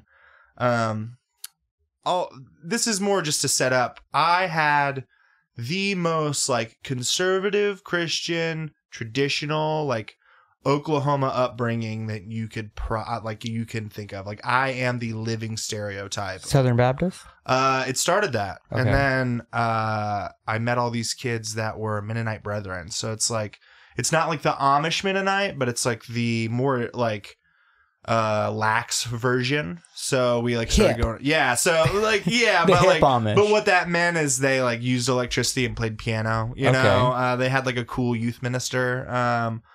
And so, I'm just imagining like an Amish dude with a soul patch, like and a headset mic, you know, but still with like the huge like Quaker Oats hat. Sorry. God, I wish that's what it was. Hey, dude. He was a Hey, thy dudes. Yeah. But yeah, so I mean, yeah, so I grew up very, very religious. When I really look back on it, I think of these values that I was. Do you guys happen to watch that show, The Path, that came out recently on Hulu? Haven't. No. Okay, so there's a lot of themes in there that I relate to. So I was told that I should not date anyone that's not a Christian. I should really not hang out with anyone that's not Christian. I was like home before dark till like, or told to be home before dark till like a really like too old of an age, you know, to where, you know, I was starting to reach teenage years and I was like, okay, whatever. And let me also say this. This is not to say that my parents were like some tyrannical Christian family. My parents were incredible, loving parents, and they did the best job that they knew how raising me. But I was a product of that, like, really, for a long time, the fuck you, mom and dad, fuck you, Jesus, I'm going to go do a lot of hard drugs while I'm a teenager and rebel. Yeah. I don't know. That's usually what that spawns, though. Yeah. You see it a lot. People get into that. I mean, maybe that's why, Rob, I don't know about you, but for me, I rebelled, but my rebellion was so fucking like diet and light. You know what I mean? Yeah. Like, Definitely diet rebellion. That's a good way to put it. Diet rebellion, because like love that band. I was very much raised Christian in a Southern Baptist home, but it wasn't. It was lax. Like, it was lax Southern Baptist. Yeah. So we watched SNL on Saturday nights before church, which is where the majority of my love of comedy comes from. Mm-hmm. I was able to listen to secular music up until some dumb Falls Creek here, where whatever. Falls Creek. You broke your CDs. I broke my CDs, but I also got blowjobs. Wait, did you like break your CDs? I did not. As like some sort of like ritualistic, like I'm only listening to Christian music? No, not me. Okay. My mother did. Oh, my mother was the youth minister, and it was the summer where the theme, there's always a theme at Falls Creek. That theme was hand job, blow job, grab a boob. It was called Secular Diet. And it was you stop listening to secular music and you listen to Christian music for 30 days. Ugh, and why? they give you a book, and it has it gives you like a sounds like. So if you like Green Day, you'll like this. If you like blah blah blah, you'll like this. I wish you still had that. I wish I did was too. the MXPX like the answer to everyone? That's when I found MXPX. I mean, that's how I found MXPX. My mom took me to Mardell's. You guys remember a Mardell's? Yeah, I bought a 90-pound wuss CD there. Yeah, exactly. Yeah. Same day. It was 90-pound wuss, MXPX, and what was the other one? Mine was 90-pound with Slick Shoes, MXPX, and just happens 3 fucking months later, those bands were playing together on a fucking tour, and it was great. Of course they were, because that was the age. We really did get to live in an age where Christian music was really good. I mean, there was Tooth and Nail days. There was just like, tight. Here we go. Yeah, Brandon Ebel didn't really. I mean, he knew what he was doing, but I don't think he knew really what he was doing. I don't regret that stage of my life. My first 2 bands I was ever in were Christian bands. Yeah. The first one my very first band, I was 15 years old. Yeah. Christian hardcore band. Yeah. And after that, I was playing. I'm sure you're familiar with this. We're not a Christian band. We're Christians in a band. Oh God, my favorite. My favorite line. Yeah. You still hear it now. Yeah. Oh, yeah. But absolutely. now those Christian band kids grew up to like own a coffee house, and like there's one in Enid, and I think there's one in the Plaza. Yeah, so it's like, we're not a Christian coffee house. But what was it? Come out and say it. District House. Okay. Yeah, We're not talking shit. No, Whatever. no. Yeah. I'm kind of Okay, well, we They're kind Christians of who are. sell. They're not a Christian coffee house. They're Christians who sell own- coffee. Yeah. Wait, do they sell Christian coffee? They sell Christian coffee. do they? Is that what PT's coffee? No, but is? they also sell beer and wine too. Well, that's the thing. So did Jesus. So it's this new. It's He this gave that new, away. like pseudo Christian, right? Yeah. And I honestly like. I kind of hate it more than I do conservative Christians. Like, I can't tell you how many times, and it really is. It was a lot worse maybe like 6 years ago. I remember when like Frontline was coming about, right? Yes. Every tattooed was like, "Hey man, like you should just like come to church at Frontline. No one's gonna judge you." And it's just like, I didn't think anybody was gonna judge me, asshole. But Right. obviously, I see where your thoughts are. Yeah. That's a good point, dude. I've never Yeah. really thought about it that way. I mean, Yeah. I've heard that term, Yeah. but I've never thought of it in that sort of way where it's like, dude, I've got face tats. I've got hand tattoos. Dude, I've got fuck a regular job tattoos. Yeah. No, not me. I'm talking about our wonderful guest, Yes, Jake yeah. Morisse. You got I, a pentagram on your arm. I mean, that's the deal, and I think that's the thing too about it is, you know, people think that I'm gonna be like, or like when I talk to those like kind of like punk Christians or whatever, you know, they're like, which honestly are like the same dudes that are just getting just as hammered as the rest of us, Yeah. you know, which is like, that's awesome, dude. Just quit telling me to come to church. You know, it's like, Yeah. it's not like I'm trying to be offensive. It's just, I just don't want to go. I've been there. I studied it. Like, I got real into it for a second. Oh, yeah. There was a period of like 2 years of my life where I was just like digging hard into faith. You know, Did you like, ever the thought of maybe going to seminary? Absolutely. Yeah. Yeah. I mean, which I think that you kind of get, there's these teenage years of Christianity where I rebelled real hard when I was like 14, 15, 16. And there was like 16 and a half to like 18. Really, when I like left high school and went into the real world, I was like, oh yeah, fuck that. Yeah. That I really like dug hard into it. I got kicked out of public school. I got sent to a Christian high school. So I actually graduated from a Christian high school. And I was like, man, I'm really going to like do this. It's going to be great. And man, it's crazy to think that that was a part of my life. And it took a long time to shed the shame and guilt. Mhm. I mean, up until I think 25 years old, there were still times that I'm like, should I go back to church? Like, should I do it? And then I think, no, what? Like, Yeah. I don't even believe in this anymore. Like, and I've settled, and now it's just come to a point to where I'm just like, cool. You know, like I don't have those like ties anymore. Dude, I'm in my mid 30s and I still have residual Christian Yeah. guilt. That's what I'm saying. I Like, don't think I'll ever shake all of it. I've shaken most of it, Yeah. but it still rears its head every once in a Yeah. while. You know? well, that's the thing. I think It's like an STD. It just, you know, you like think that herpes, man. Yeah, it just like you keeps popping up. you think you're clear of it, then you get a nice dose of mortality, and then you start questioning Yeah. everything again. Yeah, I was gonna say like that's a great way of putting it. Like, you know, the guilt and the shame and guilt. It's something that you don't think about, and it really is.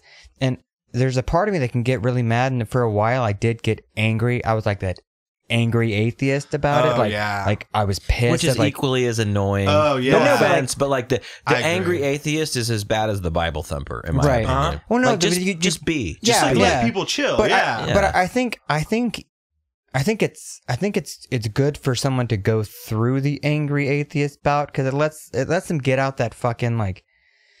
Yeah, you're just purging years of brainwashing people. Well, that they really were like you're indoctrinated. But I mean, your parents didn't know any. They didn't know they were doing that. They still have no idea they did that, but they did. But you just kind of have to do like you said.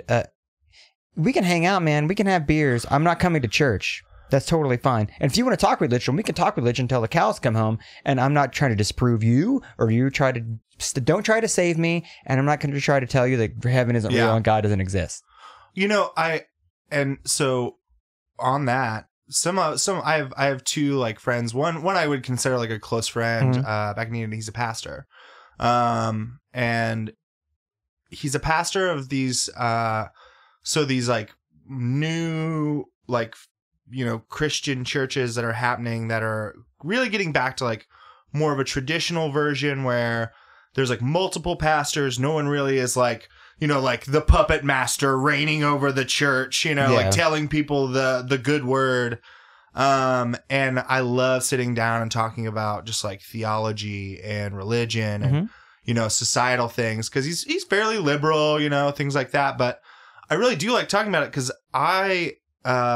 because that's it. Is like, I want to sit down and I want to talk about theology with you. I love theology. I love talking about Christian theology. I think it's so interesting. I think that the path that it's taken over the course of the world is really interesting. And the mystery of it really interests me well, I don't believe in it, but so like, where did it come from? Like, who was the guy that was like, I'll just tell them that I'm like the savior of the universe and they'll believe me, right? You know? Right. And they did, because he was doing this good stuff. Like, you know, and there's all this like crazy archaeological finds. But anyway, sorry. But I think that this is what it comes down to, especially in this, is people should be able to just talk to each other about things that they just widely disagree on. Unless you're just like a blatant racist and a terrible human being, then I'm telling you to get the fuck out. You know, then I'm going to get mad. But Of like, course. if you can't just like talk about, you know, theology and stuff like that, like what have we become? You know, like if we can't just talk about something that we might differ in opinions on. Right. Because this is why that there is like so much war and bloodshed. It's all having to do with religion, you know, whatever it is. And it's a real bummer.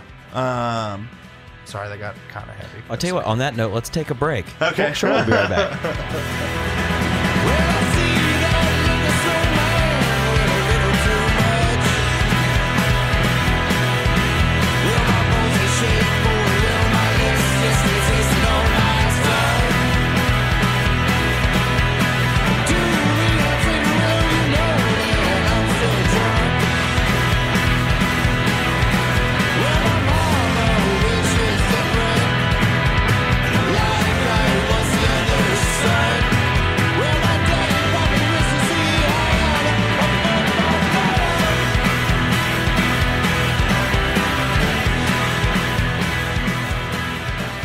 That was so natural. That was Heap of Trouble by Black Canyon. Oh man, that was the most professional way my band's name has ever been said. It's Jake Morisse's band. It's blackcanyon.bandcamp.com. Go check it out. Jake, thanks for coming by, man. This is fun, dude. Yeah, this has been so much fun. And before we go on, sorry, but I gotta get our plug in there too. Yeah, it's all about. Oh yeah, Anthem Brewing. They sponsor us with delicious brews. Yep, and you're enjoying an Arjuna. I am doing an Arjuna. That's my favorite beer. This is my favorite summertime beer. If it's if I go to get dinner or lunch anywhere and they have Arjuna on draft, I always get that with my meal. I get like, Powerhouse, man. I get giddy. Yeah. So Powerhouse, and also that Anthem Power Pills. I think you can only get it at Powerhouse. No, that it was for a time, and now you can get it at multiple places. I know for sure Speakeasy, 51st Street Speakeasy, and Powerhouse have it. It's a good beer. And then last but not least, boyspodcast.com. Boyspodcast@AOL.com is our email if you want to shoot us an email. And at boyspodcast on Instagram, all that good shit. And from there, there's a donate button. You can donate if you'd like to. Also, there's an AIM. I keep pushing the AIM, but it doesn't exist. I don't think it exists. I think it's dead. I think AIM is dead. I think it was a great idea, Josh, but it's dead. That bird has flown the coop. You were trying to like get an AIM account? Well, that's awesome. No, AIM still exists. It does, really. But I think only if you have an existing account. You can't create a new AIM account. Because I tried with our boys podcast at AOL, and it just doesn't recognize it. Like if I could figure out how to like get back on my AIM account, oh yeah, I could use it again. Oh yeah. Oh man. And you go to the website. You don't have to like download the messenger. You do that, and it pops up like a messenger. I had like the worst name. Oh dude, I had some shitters. I had some real shitters. Was there an X in it? No, but the like term rock and roll was in it. I think. Yeah. I can see that, dude. Like rock and roll. It was like rock and roll something, and it was just so shitty. I'm gonna remember, and I'm gonna tell you guys later. One more thing I want to mention. Speaking of the donation button at boyspodcast.com, you know, if you want to throw us a few bucks, that's fucking awesome. And we've actually got like a few donations in the last week, which is huge for us. Huge. Who would have thought that somebody would be kind enough to give us a little bit of their money? Man. And it doesn't matter if it's $1 or $10 or whatever, $100, whatever. Or Bitcoin. Well, we really prefer Bitcoin in this trying times, ladies and gentlemen. Do you guys accept Bitcoin? Because that would be incredible. I wish. I don't know how to even get that started. We should talk to our friend Alex and see. We if he should can talk. do Yeah. that. But I know the guy. I know a guy that can get Bitcoin. Thank you to those who downloaded. Thank you to you guys too. And thanks for the people who donated. That's fucking awesome. And yeah, if you want to just donate an email to boyspodcast@aol.com, we will answer. We'll try to answer them. We're so busy. We'll try to answer. We'll try to get to those emails. Anyways, back to our wonderful guest. Yeah, Jake, man, thanks for coming to this. We don't know each other very well, and like I've said before with some other people that have been on the show so far, it's really fun to sit down and talk to somebody you haven't shot the shit with for millions of hours, thousands of hours. So thanks for coming over and enjoying the pets and complimenting me on the house and the set, us on the setup and everything, man. Like that's you were just like awesome. you were. So this has been something that's been stuck in my head, and I want to tell you about it now. So I had no idea it was you. I didn't know that I was coming to your house. Okay. So we just met at Speakeasy the other night. Like a week or two ago. June 17th, right? First time I've ever met you. Damn, you remembered the day. Yeah, because it was my band. It was my band show. Yeah. And so I met you and your wife, and I was just like so impressed with how kind you were. And I say that in a way that I think as maybe I'm getting older or I'm just getting maybe I'm getting crankier. I don't know. I think that it's really hard to meet new people that are of our age group, which is, 28 to 35 in a cool cultural stuff. Right. Yeah. That aren't just kind of assholes. I feel like no one really wants to let anybody new in, but you guys were just so nice, and it's stuck in my mind. Well, and thanks, man. I've thought about it a few times about just man, those were such genuinely nice, kind people. I try to be nice. Yeah. It doesn't always work. I also try to be honest. So in that, I have to say, having never talked to you before, I didn't know what to expect. Yeah. I know you through people. Yeah. I've known Allie forever. I've known John forever. Yeah. I've known a lot of these people forever, and I've seen you around. I see you on Instagram, and I know that you cut hair, and before I even stalked you today, trying to find things to talk about. But this is my old Christian ways talking here. I was a little intimidated. I was like, this big motherfucker's coming over to my house, and I'm a little guy. You're a big guy. You're intimidating. Oh, absolutely. I am very aggressive looking. This is the third time we've said Did you hear his natural you have face voice? tats. Yeah. When he came into the house, I've known Jake a while. Yeah. Because one of the first things when I met you the first time was like, man, he's tall as shit. And then your voice just carries, and it's so deep, shit. I wouldn't even say deep. I would just say like vibrant, demanding. Commanding. I'm an intent. So I think that if you're I'm 6'6", I'm about I'd say about 350 pounds. So what? Oh yeah. I wouldn't say. I wouldn't have guessed that. I was big, I was 335 when I had been riding my bike and eating healthy, maybe 6 months ago or a few months ago. I think your scale's broken, dude. And so no, I'm big, man. I don't think you really understand how big I really am. You're very, very tall. Yeah. So 6'6". I guess I'm 5'10". Yeah. So yeah. I'm 5'9". You're a head taller. There's a whole lot more me. bone and organ in me. They're all just bigger. He got them big old lungs. Yeah, he got them big old lungs. That's what it is. I got heavy lungs. But no, that's I get that a lot, and there's part of it that comes with having, and I think about this a lot. I think that there came this point in my life where I'd gotten a decent amount of tattoos, but it wasn't arm covering or definitely where neck, throat, face. The big three: the throat, the face, the hands. Yeah. So I hadn't got my hands tattooed yet. And there's something about it that you're I kind of past this point of looking aggressive, especially with how big I am. Fuck it. You just, let's keep going. Let's see what happens. And it's not that I really want to be perceived as aggressive, but in that same breath, there is this, it's kind of nice that just people don't bother to talk to you Dude, sometimes. I bet. Yeah. Man. Like I'm in general public. If I'm just out at the fucking grocery store, no one's gonna ask me where anything is or anything like that. And I'm usually like pretty stoned. I'm just like walking around. It's like, yeah. I just like, I'll put my sunglasses on. So, and the first time I ever noticed this, I was at a music festival, it was at Riot Fest, and I was watching Weezer play.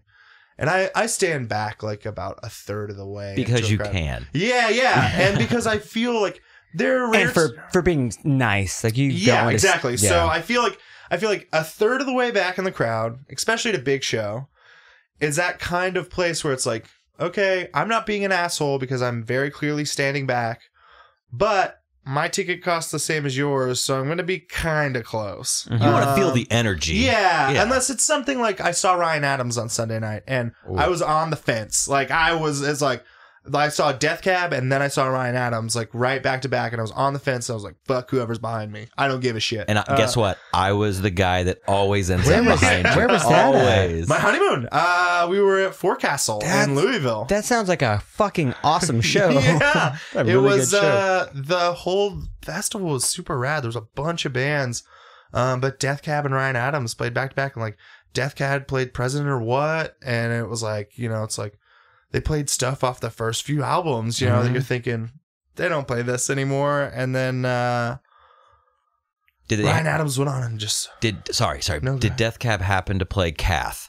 no. Oh man, that's like one of my favorite songs. I think just because it's so like Neil Young-esque. Yeah. Sorry, go on. Ryan Adams. But no, have you guys ever seen Ryan Adams live? Yeah. Oh yeah, dude. I saw Ryan Adams in the Cardinals right before the bass player died. That's fucking Like crazy. weeks before he died. Man. And they were so good. I saw him at the Brady in Tulsa. And dude, I went with my sister who's a big Ryan Adams fan, and we both fucking cried. Dude, like, because the Brady is like nice. There's like the balcony. We were sitting on the right side of the balcony looking down. Like we could have like thrown a quarter and hit him from where we were, and it was so intimate and so beautiful. We both, like, I looked over at her and I could see the twinkle in her eyes, and I love my sister to death. So like I just started like, I turned into just like a sobbing asshole, and we were just like hugging each other and like, this is so great. So he was amazing, brilliant. Dude, he slays. He's fucking great.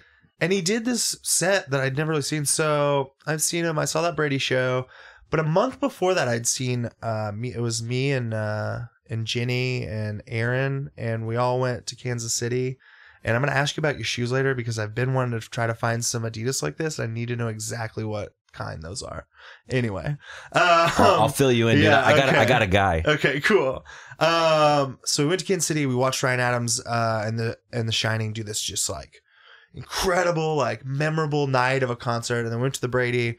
It didn't feel like that. And then I saw him at this festival, and it was just like this wall of sound, because it wasn't like he was playing in, Uptown Theater or the Brady Theater where it gets loud. It's like he's playing to about 15,000 people. Open air. Yeah, open air. So I was like right by these speakers, and he just hit every note perfectly, every like beat, every bass line. It was just in the pocket. Hell of a guitar player too. Yeah. Like man. underrated. He's no shredder, but he's got soul, and that's what's important, man. Man, I was thinking that same thing, and because he went off on some crazy solos. It was great. Yeah. Hell yeah. That's a great honeymoon show. Yeah, it was. It was how we Festival, ended our honeymoon, was that show. That's awesome. And we also like saw the Avett Brothers and some other, like, this was the most like dad rock festival I've ever been to. Because I'm usually going like Riot Fest or like Fun Fest or some sort of like very punk theme. Like high energy. Yeah. Like everyone looks like me. And everyone's chugging PBRs. There's like throwing up in the streets, that kind of this shit. This was just like a lot of old people, a lot of like hip parents and teenagers and college kids. And it was bands played there like Group Love, like shit like that, like stuff that you only see at like Bonnaroo. Right. And I'd never been to a festival like this. It was intense because I am so big. So this goes back to the same thing. I am not normally like feel very out of place, like I'm a barber, like my environments that I enter into are normally just like very, oh yeah, that guy's got like a face tattoo or whatever, this was kind of like the other side, you know, where how the other half lives. Yeah. Where it's just like, oh, I'm out of place. One, I am bigger. You are all fit and tan. And little. Yeah, and little. And the parking lot is full of Subarus. And I walk up in there just like black cutoff t-shirt with some metal band, like short metal, like, you know, just like the black, like the blackest denim you can find, cut off to like my balls almost. And there was just a lot of dresses and like I was gonna say you were just towering over a sea of sundresses and flip flops, and pastel shorts. Yeah, pastel shorts, cargo shorts, like Wayfarers. And then what's cool now is the dad hat. Yeah, which I wear them. Yeah, but I know the kids are wearing them. I'm wearing them because I am a quote unquote dad, I think. But these kids are wearing the hats, and they're like those would be the hats you'd see in the thrift store a few years ago, and be like, I ain't buying this shit. Yeah. Where's the cool trucker hat? You know. And now it's all they all want like the flat hat, like the old like the small dome, like pliable. Is that the word? But it just feels like a piece of cloth sewn onto a bill. Exactly, like the old free hat giveaway at 89er Stadium. Yes, and it's like some Hawaiian print. Yeah, I've got one. Yeah, and so we want one for the boys podcast actually. And I would wear it. That's the thing. Like I would put it on. Yeah, it's kind of comfortable. But it was also this realization for me that I was like, man, like this is kind of fun, you know, like everyone's just having a good time. There's no pretension about it. I had a really hard time from detaching myself from the like watch the show and cross your arms, you know, I grew up in punk and metal, and I was taught to like as shitty as it is, we all know what happens. To cross my arms and try to act cool or like some sort of like it's solemnness. Well, you know, it's one of 3, maybe 4 things: cross the arms, head bob, hands in pockets, try to look cool, or like hold your balls because you're like close to the pit. You don't want to like get a rogue foot. The key, even if you're not drinking beer or water bottle. In the hand to the chest, like that's a good one. Where you get the circle on your belly. Yeah, because you're holding the beer right here. I've watched every shitty local hardcore band in Oklahoma City exactly like that. With the beer, just the beer to the chest, like acting like I gave a shit. Yeah, you know. What's the beat? I got it. I got it. Chug a chug a chug. All right, let's do this. Yeah, let's do this. I'm locked into the breakdown. So you're saying that festival was not like that? Like everyone's like into it. And probably and honestly, a lot of like, MDMA. I'm sure. I actually, you know what? This was probably the least like drug heavy that I've noticed. I'm sure they probably smoked a little bit. It was of pretty, weed. like it was pretty weed heavy, just like most festivals. Like I felt comfortable smoking joints out in the open, like no big deal. But I didn't see the like.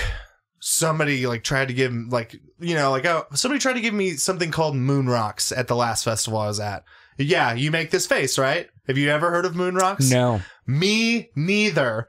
And I still moon rocks. I don't know what are moon rocks. I think that you can take them or you can smoke them, and I'm still not quite sure what it is, but I think it's a mixture of like, you know, like hash and Molly and some other shit. Which Molly is still sort of a mystery to me somewhat. I'm into ecstasy. I'll tell you what moon rocks are. It's dog shit dipped in a chemtrail. This man is an imposter. This guy comes on this podcast every time and he impersonates me. Moon rocks, they came down when the moon landing was faked, but what happened behind that was we actually landed on the moon. We found rocks, and that they brought that down. And what they're doing is they're putting it in a water system, and that's why everyone's getting sick. Alex, get the fuck out of here. God, we told this guy not to keep coming back. Oh, so bad. So bad and so good. Moon rocks. Do you guys want to know about my conspiracy theorist brother? Yes, should we bring Alex back? Hold on. I'm back. Tell me all about it, Jake. So I just love doing that voice. I'm sorry.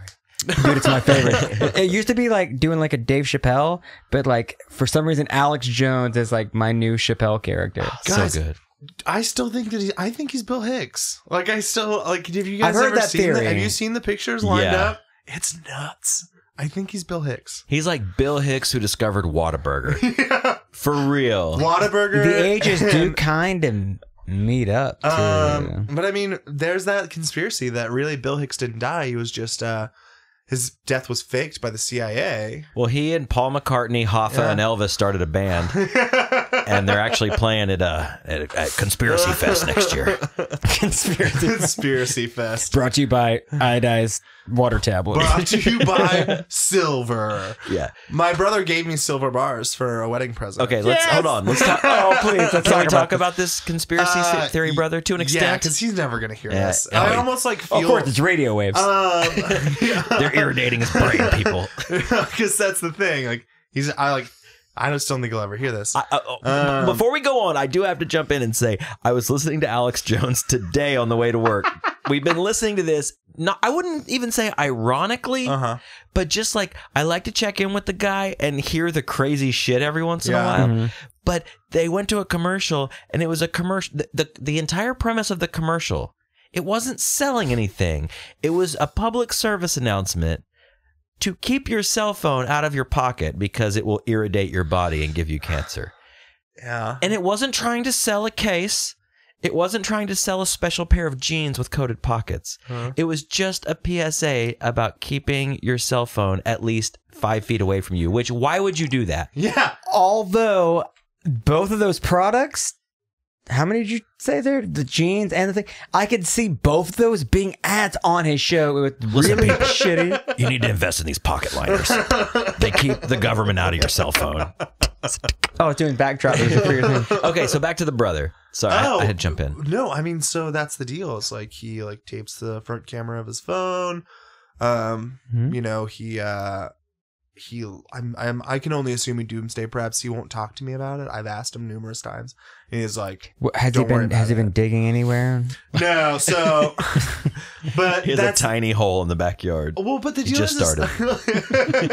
But he like collects silver, and like it's a crazy culture. It's a crazy culture when you take the URE out of that, and that's pretty much what it is. It's crazy, Jake, but it's a big culture. Yeah, man, it's way bigger than you think it is. And I kind of get it.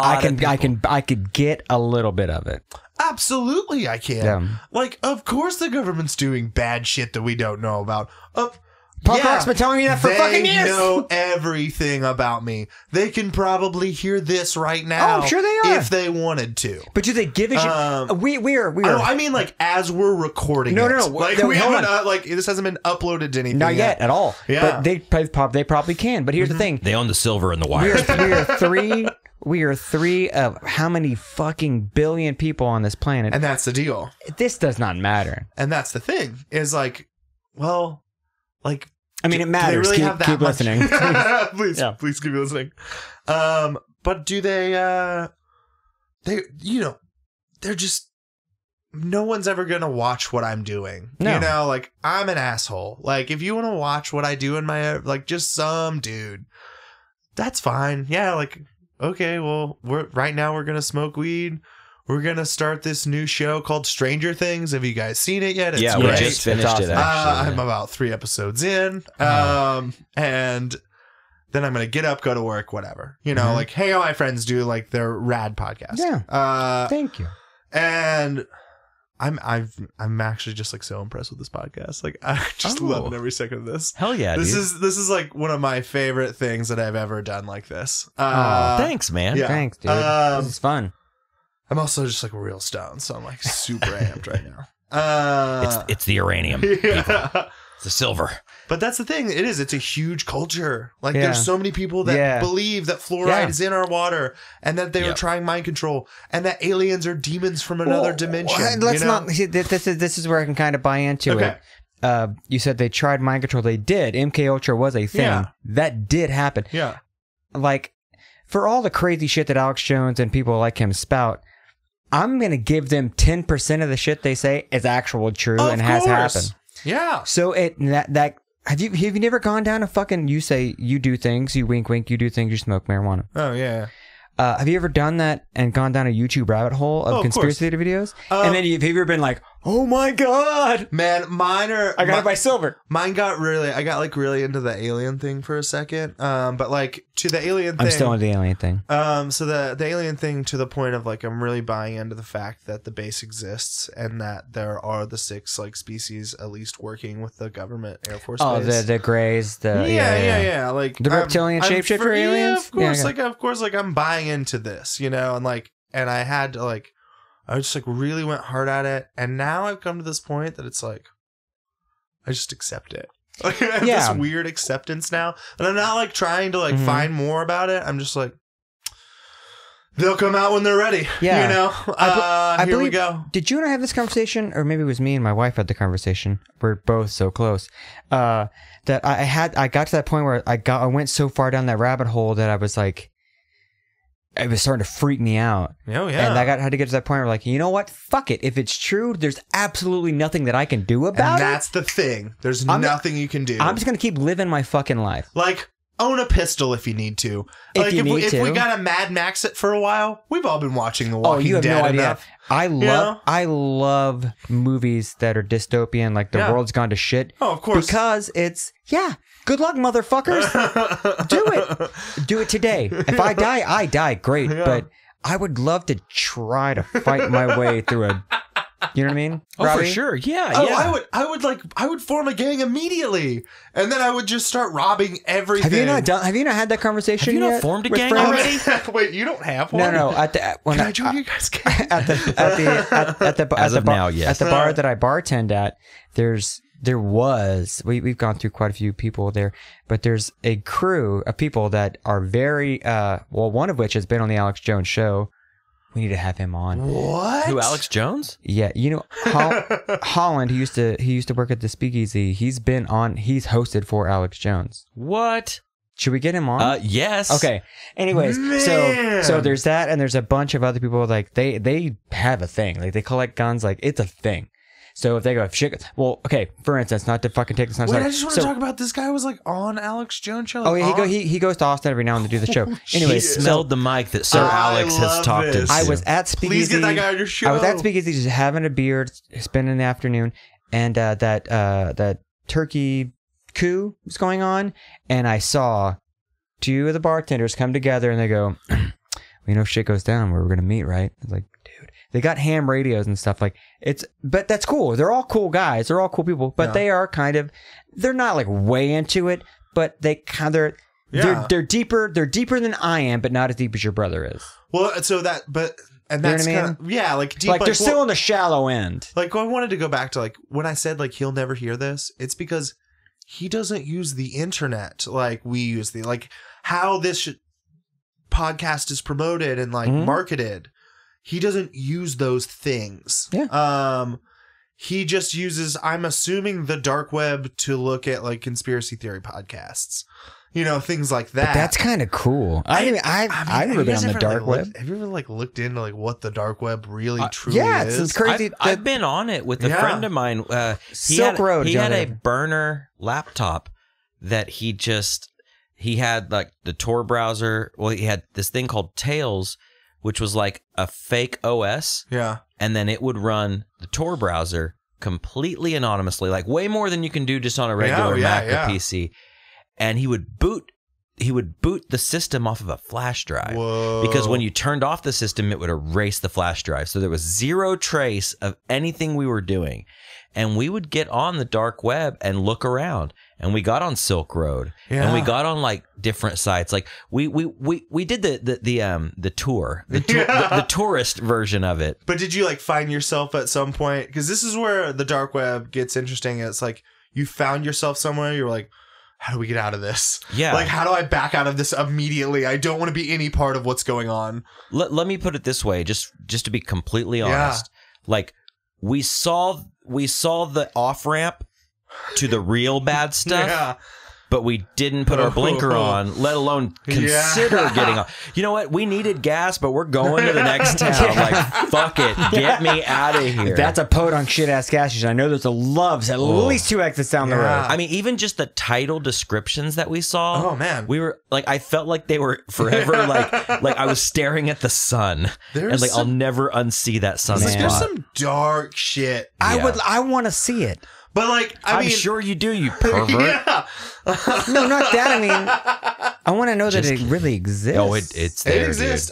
Because, but then, and I also want to see dogs fucking baby pygmy goats. Germans. I don't know. No. It's like dogs fucking babies. It's that kind of weird, dark shit. I don't want to see that. Yeah, no one wants to see that except people that only exist on the dark web, apparently. That's so weird. And not to say that everyone that uses the dark Yeah, of web. course not. I doubt my brother's doing those No, kinds of Guys, things. You know? hey, for all of our dark web friends that are listeners, maybe Well, I'm not. subscribers. I don't think that you're looking at that weird shit. boyspodcast.onion.447ZT97 _ Oh, are we on the dark web? Yeah. Okay. Oh, man. Hey, all of our dark web listeners, man. Thanks, man. Just keep it dark, brothers. Keep it dark. I'm gonna put on my Man. Anon mask. Hold on. They would think that we're such noobs right now. I'm pretty Oh, sure. For sure.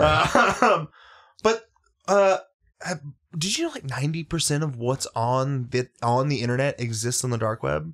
Like what we can find just on the regular internet is only like 10-15% of what is. That's insane. Yeah. It's insane to think about. I saw a documentary about it. Now I feel like I'm like an expert on it, you know, but really I What's still the know shit documentary about called? it. It's called Deep Web. Whoa, clever. It's about the guy that got arrested. It's a, I don't know. It's called child porn is what it's called. No. I would say shadow web. No, it's called Deep Web. Deep Web. Yeah. So it's about the Dread Pirate Roberts, the guy that like one that got arrested For Silk Road, yeah. Yeah. And it talked about, you know, the theme was one, us normies like don't know shit about what we could actually do with the internet. Mhm. Like there was a scene where it was just showing this group of dudes that they get together in like abandoned warehouses, hook up to the internet, and build encryption codes and shit like that. Like the shitty 90 movies of hackers, but like for real. Yeah, for real. Very real. And the guy was basically just like laughing, being like, "You have no idea what you can do with the internet. You're on Facebook." He like says like, "You're social networking. Yeah. We're making a difference." You know, like this, like very just like passionate. Did it make you want to buy like a customized laptop and like get into it? Like, of course it did. And I wanted to do like a cool tagline and do a handle. Yeah, like, all that. I probably would have made it zero cool. I would have just straight up stole it, guys. That's actually one of my favorite movies, by the way. Mine too, dude. I'm a hacker's apologist. It was on UPN all the time when I was a kid. Yeah. And But without Angelina Jolie's young breasts. Oh, those very tits. without those young breasts. Ripped right out of that white leather jacket. When I saw the first unedited version of that, it was like I felt like I'd been lied to my whole life. to quote a wise man, Louis C.K., I just came and started farting. But no, that's the weird thing about the internet is, I would say, I mean, I'm not trying to throw out official figures here, but I would say like 90% of people use Facebook and email. Yeah, of course. It may be not even email. Dude, a lot. my Like, a lot of people fucking don't use grandpa email. has a Facebook. Yeah. My grandpa, who's like 80 some odd years old, probably 90, has a Facebook. People that I knew, this is no joke. I know a dude that deleted his Facebook because he became a hardcore conspiracy theorist, or like truther. I don't even want to call it a conspiracy theorist because I almost feel bad because it's offensive to them. Yeah. And I say them, the like truthers, you Truthers, know, because you know, have you ever had a guy tell you like conspiracy was just a made up word like back in the 50s by It's the not a government? conspiracy. Was a made-up word, you goddamn. It's not a conspiracy if it's the truth. Exactly. Yeah. You're the conspiracy. People conspire all the time. Oh, but that's the deal. Like, I think I lost train of thought. No, let me. Okay, so I derailed. want to go back to something. Okay. So we were talking about Trump earlier. Yes. Oh boy. And we were talking Let's get about into it. like the truthers and the Alex Jones people. Yeah. I would love to see the Venn diagram of that, of Trump voters versus preppers, doomsday people. I think It's that's a lot the same, I think. Bitcoin miners. exactly. I think, man, shit. To put a percentage on it, Trump followers, those who are either Alex Jones, truthers, Bitcoin folk, or probably gonna be 70%. But That's high. That's dude, real high. I think that might be like, pretty close though. I was gonna say I'd like say- 25. All right. No, I'm with the high number. So here's why. Yeah. Because this is the idea. Have you guys ever really thought of like, why would someone that's not like a member of the neo-Nazi party vote for Donald Trump, right? Right. Like, we understand why the bigots or, the resurging KKK Klan members. Or super old. Yeah, folks, just like super old people that are still embedded in their racism. Mhm. Why would those people vote for Donald Trump? Because there are people that exist that are just like hardcore Republican conservative people, even libertarian to an extent, that truly believe that because Donald Trump is not like bought and paid for by the government and by the shadow government, whatever the word is they're using, Illuminati or whatever. Yeah. My favorite is the New World Order because it makes me think of wrestling. No, that too, and then the shit that George H.W. Bush used to say back in the day, New World Order, which is creepy that they talked about. Also a ministry Yeah. sample, I believe. Yeah. My favorite is the technocrats. Oh, I love technocrats. It sounds so like cyberpunk. Yeah, exactly. That should be like Technocracy. dude. That I could should just be say that It's over and over. like something from the game that should be your BioShock. no. It's like a Shadowrun campaign name. Like your group name Yeah. is the technocrats. Technocrats. Or it's like Mutant League Football for the Sega Genesis. Yeah. I don't know. That's dating me. But anyways. I don't. So going back to the percentages. Yeah. Why? Yeah, so these people, they say, so Donald Trump's not bought. It's clear that, okay, so then we take it over to the other side. It's like, it's clear that Bernie Sanders couldn't make it through because of this same, thing that Hillary Clinton's obviously involved in. Right. And then so she's, devil incarnate, the enemy number one to these people of, just like, which, I mean, I get it.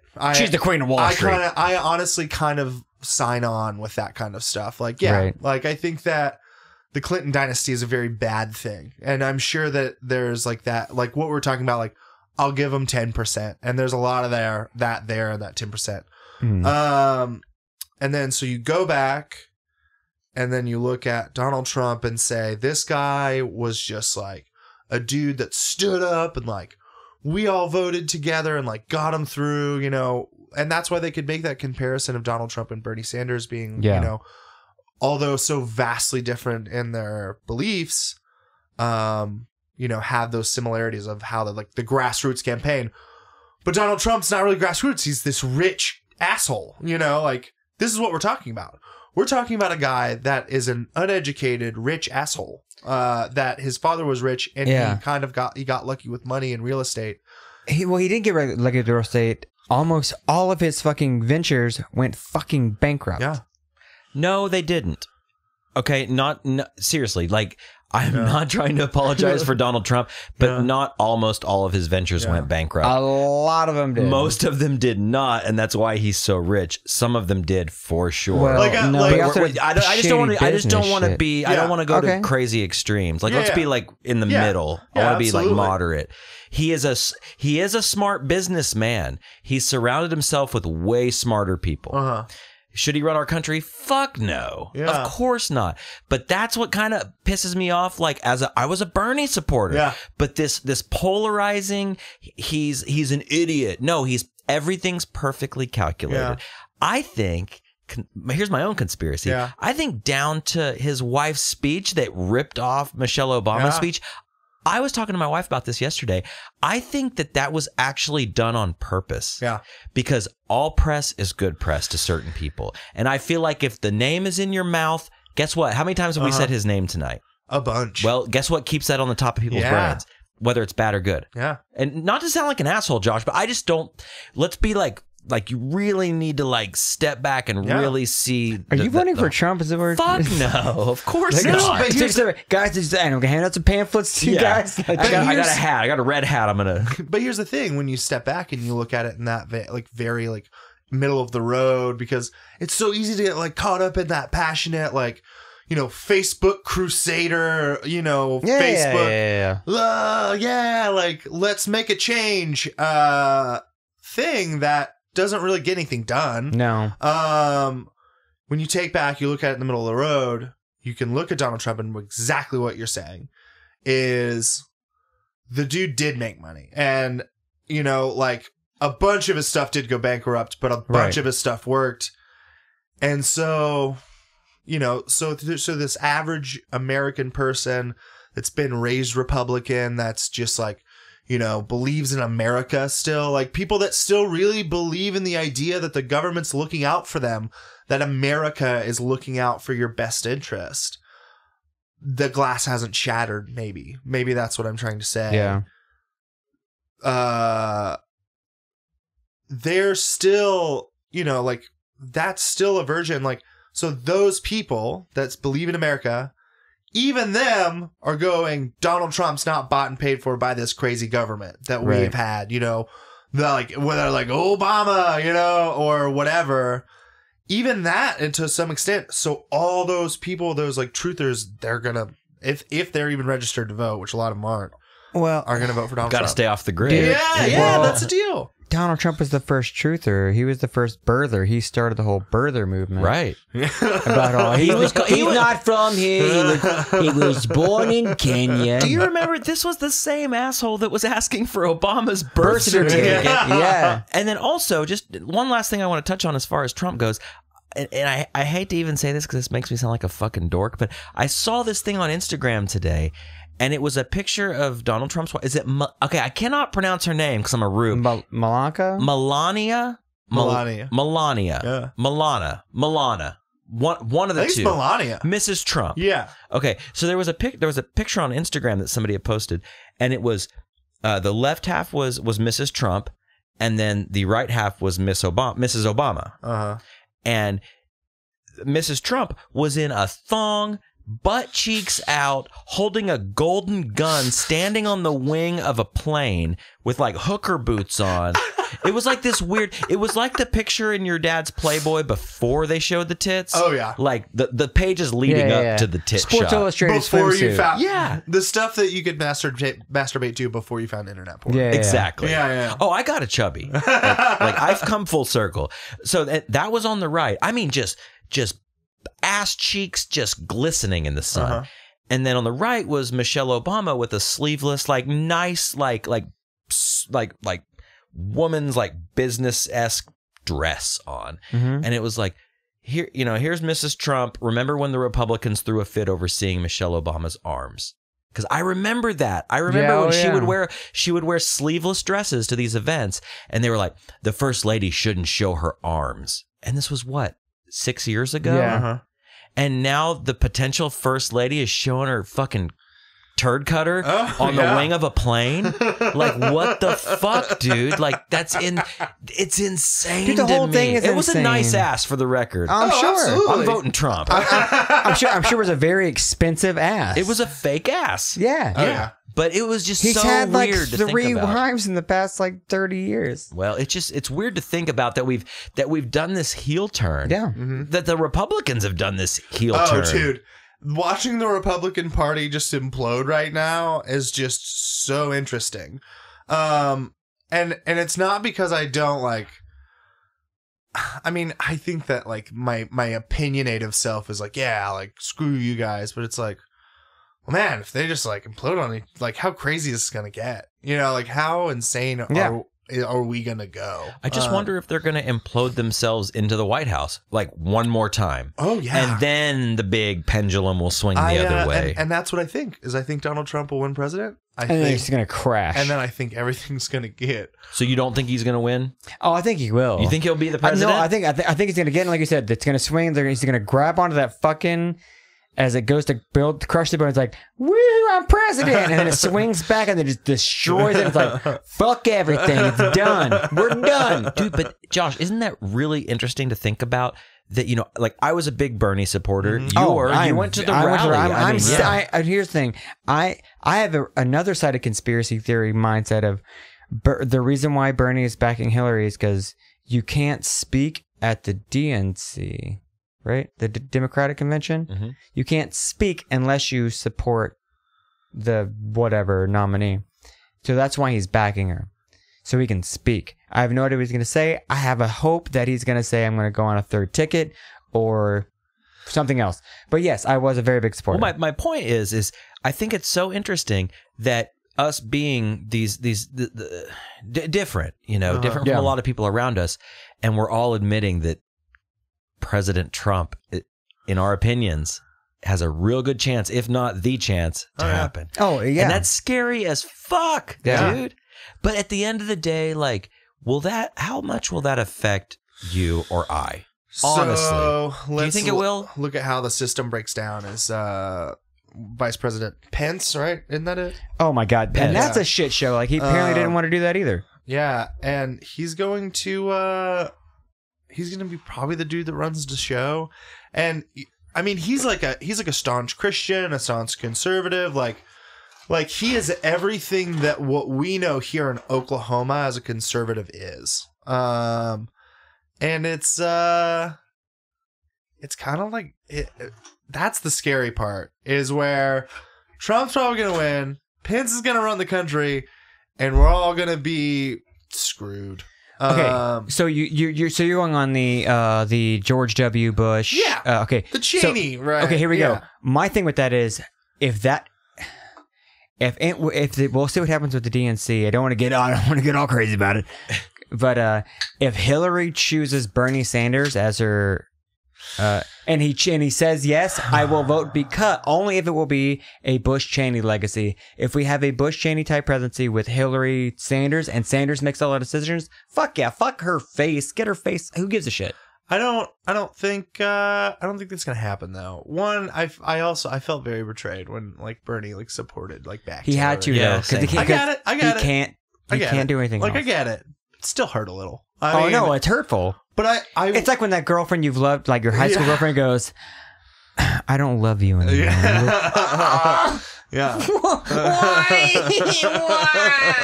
When Hillary, or when Bernie came out and supported Hillary, I too felt the knife twist in the back a little bit, especially because he won Oklahoma.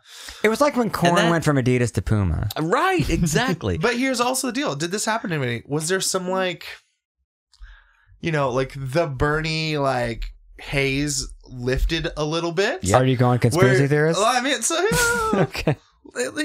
Follow me for a second. Okay, let's follow you. The haze goes like lifted a little bit to where it's like, yes, I'm still like very much in support of what I was in support of, but when that kind of idea, like when the, you know, everything kind of came crashing down of like, this isn't happening. Like we can't fight anymore to like, there's just, it's just not happening. Mm-hmm.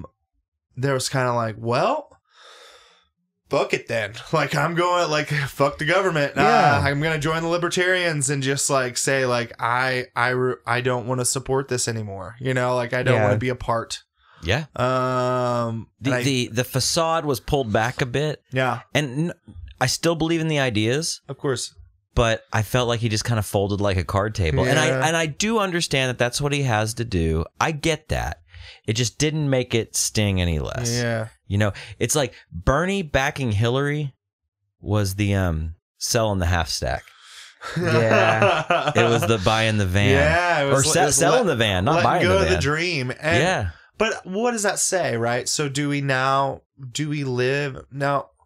I kind of have this line where it's like, well, do we look at it like we live in this like tyrannical place where we're not truly free, you know, because you can go down that rabbit hole looking at all the small laws that we have to follow. Like I can't eat like you know, it's illegal for me to eat cheese that's like of, you know, raw milk or whatever, like crazy stuff.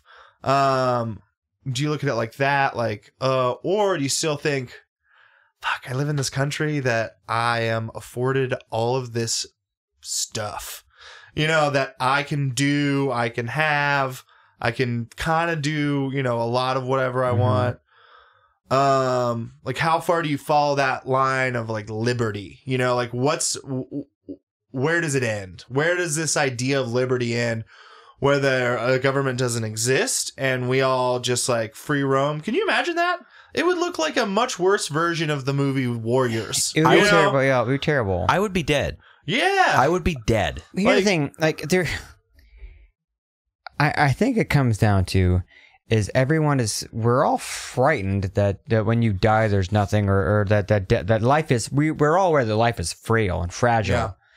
So your day-to-day life is this, and what is it governed by? And it's all small. It's boxes and boxes and boxes and boxes. So you go to schools, and your school has a teacher reports to this, and it's the principal, vice principal, superintendent, blah, blah, blah. And up the scale as you go. And it gets grander and grander and grander till like we have to vote for this one person, which is not even the one person. It's a large group of people in a house of Congress that votes for shit. So I think we need to give up the ghost that the leader, the president, does anything, because he really doesn't. Yeah. It should really be a state by state vote of what matters on the whole grand scheme of things. I'm hoping that maybe where this election goes, like it goes, this is kind of stupid, right? That we're doing this. It's kind of dumb. Let's just not do that, and let's just have like our delegates who are supposed to vote for us. Just have that. So then let's look at that on a smaller scale. Mm-hmm. Let's say that's where it goes, right? State by state. States get more power, which is essentially what we're talking about when we're talking about like Republican Party, you know, where states have more power and this and that. Well, that's what got gay marriage and marijuana laws to go into place with state by state. Yeah. So, so that's the deal. But we live in Oklahoma. So what that means for us is I have to pack all my shit and I have to move, because if my state gets more power, my state is going to become the miserable place that I'm scared of with Donald Trump being the president. well, if it comes to that point, then at that point you can impeach your governor and we just get her out of here. But we're the minority. Yeah. Like, that will never happen. Do you think so? Those old, yeah. like I've been watching the Republican National Convention for like 5 minutes a night. Then I'm like, no. I'm like every night it's the same thing. I'm like, you know what? I'm gonna switch over to OETA. Nope. And I'll watch it. The other night, I think it was like seriously like 35 seconds, and I was like, because it was old women dancing to like Donald Trump's entrance music. Which was Queen, right? I don't know. Maybe so. Yeah, I heard something about that. He came out to We Are the Champions. I thought it was Fat Bottom Girls. This is that'd be better. This is also those fat bottom girls. They make the rock and world go round. This is how detached I want to stay from all of this. Is I'm also like, yeah, I heard something about Queen, but like, I don't even want to go check it out. Like, I don't even want to go near it. Nope. And I think that also makes me maybe part of the problem, but of like not being educated enough on the other side, where I just want to focus on my own ideals, like, you know, in the middle, like on my liberal, you know, progressive ideal systems. Right. I don't know why. Well, it's but like that's never mind. I don't even want to know the song, because then when I hear that song, I'm going to think Trump. Yeah. You know, it's terrible. It's terrible. Well, dude, we've got to wrap up here in a second. Is there anything else you want to touch on before we call it a night? Because we're hitting our time here. Man, anything. Yeah, it's anything you want. anything. I call it Jacob's Ladder. All right. Jake, fire. let's call it Jake's Ladder. I like this. Man, I don't know. We just talk about Stranger Things for a second. It's a great show. I finished it already. I finished it like over the weekend. So don't say anything because I'm only on the 3rd episode. It's amazing. And so I'm so impressed with the opening credits. Walter dies. No, I'm impressed by the opening credits, the soundtrack. Were dead the whole time. I'm impressed by the opening credits, the title sequence, the soundtrack, because the soundtrack's fucking killer. It's all, and it's I made sure that all the music they played was dated appropriately. It's like, that fucking song better not have came out in 85 because it's supposed to be 1983. Yeah. I really liked it. It was a very much boy power, stand by me kind of thing. That shit's awesome. Yeah. we talked today at lunch about Winona Ryder bringing her back into the thing. And Robbie, it's at lunch. What did you say today? Well, I was talking about because I just finished the series myself, and I said, "Man, Winona's looking." I said, it's a dose of mortality. She's looking old. Yeah. But she's made to look that way in this thing. Dude, like I think she's still really hot, dude, she's right? so fucking She's still hot. smoking. No, here, let me quote myself today. So we're talking about that, and Atlee's like, or Trey was like, he's like, no, dude, they made her look old. Like, first of all, she's going nuts. Yeah. You know, and they thinned her hair, they put makeup on her. So Trey, don't lose your Winona boner. I think it's a quote from somebody. no, I've got a better quote. Yeah. I got a better. Well, I don't know if it's better, but so Trey pulled up. He Googled in the car after we were coming back from lunch, Winona Ryder 2016, and he pulled up a picture on Google image search and he showed it to me. She was at some awards ceremony or She gala. just banging. I go, damn, those titties are on point. Dude, she looked good, and the girls were just there, and great. She looks great, and the kid they cast the kids brilliantly. It reminded me very much of like maybe like Stephen King meets like Stephen King meets like a what's the shit? Why did my mind just go to shit? Wait, what? Stephen King, Me Too. Drive? Is that what you were going to say? No. It was like Goonies. It was like Kind of good. Stand By A Me, little like- darker, like maybe like Lynch. There's Lynchian, very Lynch, Lynchian, yeah. David Lynchian. old Davy Lynch. Old Davy Lynch. Davy Lynch. It was great. I don't want to give away, dude. Sorry, the last episode you might drop a little Salt water. water Say. from the eyes. Okay, I mean, I'm sure it will. It's good. Apparently, guys, I'm an unapologetic. But here's the thing. crier when it Apparently, comes to shows. apparently they're doing more than one season. I don't know if it's going to be like a True Detective kind of thing where it's different stories. You might kind of have to, but I think it's fucking great. I really dug it. It made me feel. Had you guys ever read the book? Is it right? No, I thought it was just an original. Original. Is it an original? Yeah, Is that it's not it? based on anything. See, I think the reason you said that though is because it's so evocative of Stephen King. Yeah. Like even the intro sequence with the red letters, that looks like the font on Stephen Yeah. King books from the I 80s. feel like I've been lied to. No, I've it's had this not. idea that it's like based on some Stephen No, it's King not. book. But Stephen King. I think the I'm Stephen King such helped a the guy millennial. too. I'm never Yeah. gonna fact check stuff ever. No, it wasn't at all. Wait, wasn't that written by Stephen King and Tupac? Stephen King and Tupac? Right? A Yeah. crossover book. Oh, Yeah, man. and Shannon Hoon did the soundtrack. No, but speaking of the soundtrack, all that like 80s synth music, if Randy was here, he would know right off the top of his head. But there's a dude that did all that shit in the 80s, and he did I think he did the soundtrack for like RoboCop. Yeah. It's like all that weird, and like I think Beverly Hills Cop. I think Beverly Hills Ninja. I think Three Ninjas. I think Three Amigos. True Beverly Hills. The whole thing. No, but there's this dude in the 80s that would do all these like simple. I think actually the original Terminator. I think he did. It's all this like sparse. Yeah, it's like all this sparse synthesizer sequence stuff, and that show had a lot of that in it, which I thought was like primo. I Very good. really dig that show. I wonder if they're gonna do that on vinyl, the soundtrack. Oh, if they do, I'm gonna buy I've already that searched shit. for it on Spotify because Okay. I wanted to listen to it today. Yeah. But it's not there. Quick question for both of you, because you're both like vinyl heads, right? Right. Mhm. Yeah. I guess. To a point. Yeah. Do you guys have like a favorite vinyl you picked up recently? One I didn't realize it was a favorite until I opened it up. I go to this thing. I'll buy records and then I'll listen to them, Oh, dude. but I'll buy like 10 at a time. Yeah.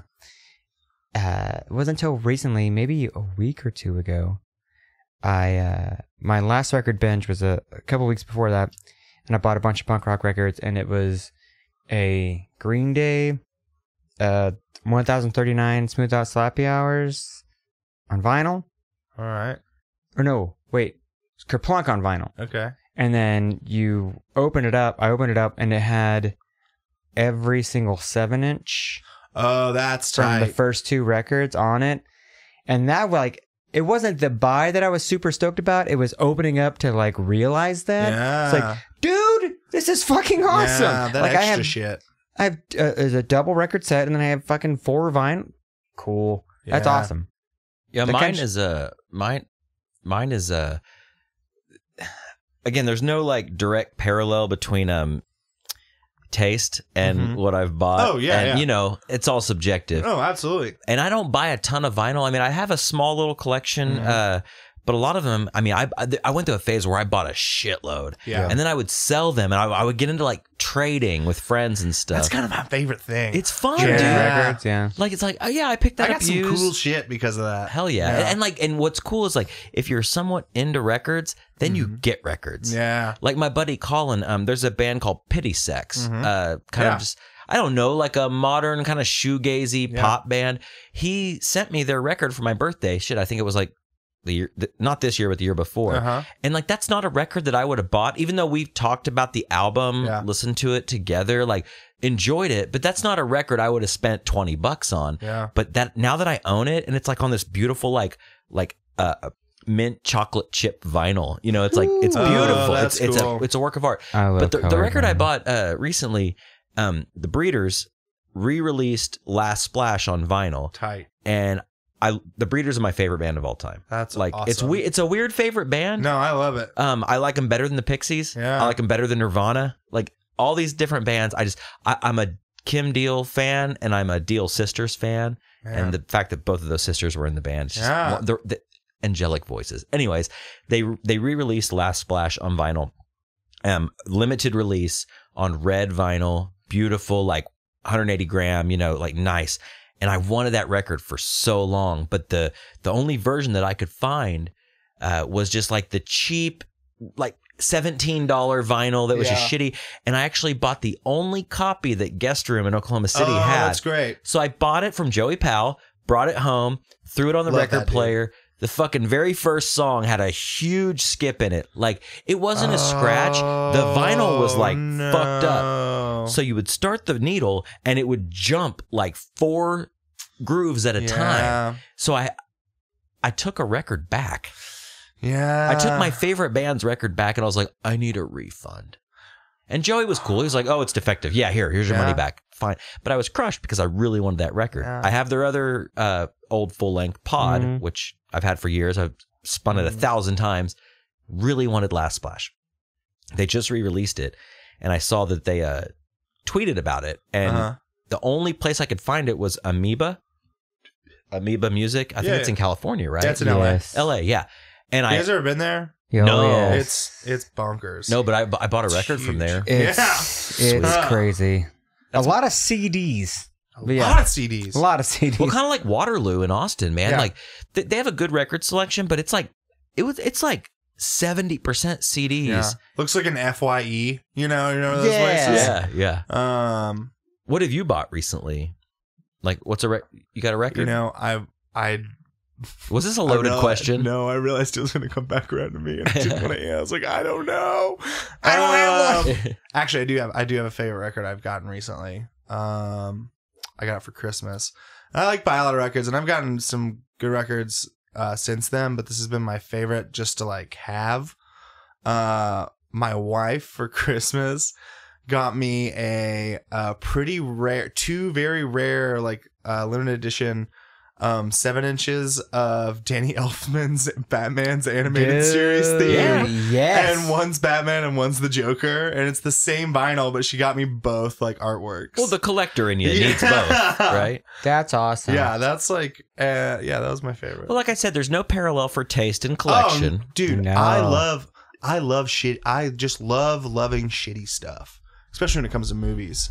Like I have like I'm very unapologetic about it. So you watch a lot of Adam Sandler, Mike Myers movies. Yeah, like Yeah. I've obviously, I knew what the Zohan was about. Yeah.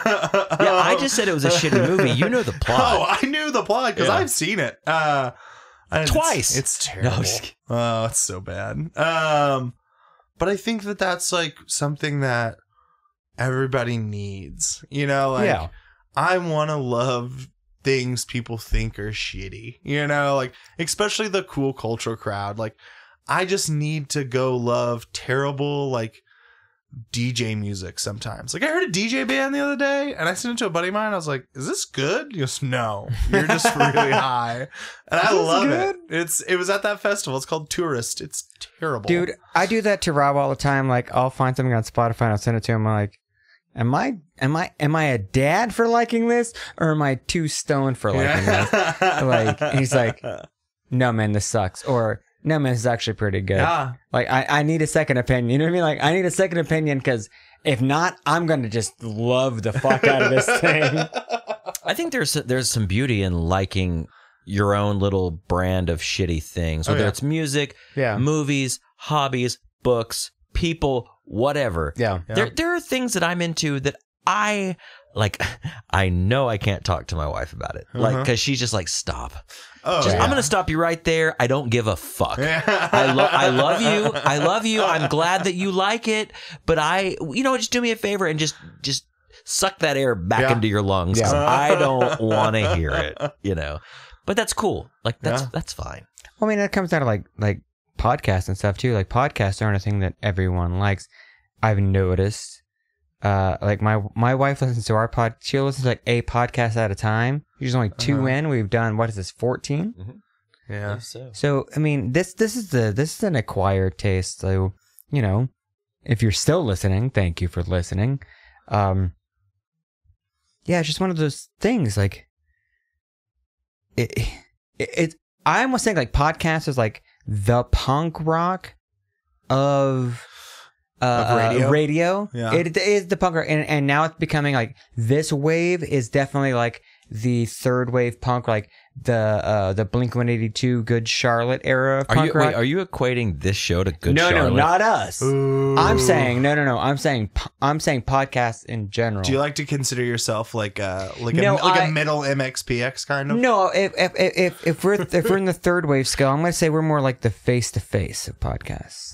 Man, that's like a tall order. Totally cutting this out of the show, by the way. Okay. We are not the Blink-182 or face-to-face of podcast. I'm sorry. If it was third wave punk rock, that's all I'm saying. Okay. All right. I'll leave it in. You changed my mind. All right. You changed my mind. Now, I'm not saying we're changing the game. I'm just saying we're talking to each other in a goddamn microphone to a buddy who has some good stories. We're having a good time. That's really all this is, man. I love it. And we killed 2 hours of your day, so you're welcome. Whoa. You're welcome. Wasn't there already a show called You're Welcome? Yeah. Was there? It's on the spy. Yeah, there was an Oklahoma It's show. Bo Brady. It says called You're Welcome. Or it's Bo Brady and Bo Brady has a new one. You're Welcome was Bo and Kellen. That's right. That's what it was. Yeah, That's it why was an it's all familiar. vinyl Okay. show. Yeah. Kellen was on our show not that I long cut ago. Kellen's dad's hair today. But that didn't sound so Hey, when you were done, were you like, You're welcome? Get it? I should have, but I didn't. Shout out to You're Welcome and Kellen and Bo. Come be on our show. Yes. Bo moved to Colorado, I think. What? He's like recording the show. He was my favorite DJ because he did actual vinyl records. Yeah, he still does. He would just spin the Batman soundtrack for hours on end. Dude. No, just Bat Dance. I started watching that show. It holds up. The animated series? Yeah. Oh, dude, I did too. Yeah. It's great. Okay, this is a good time to end the Hey, podcast. great show. Let's Batman. Yeah. Good job, guys. Jake, hold on. Before we go, Yeah. I just want to say, Jake, thank you so much for coming absolutely. on, man. This has been a blast. Yeah. And thanks for listening out there. And we'll see you next week. Bye.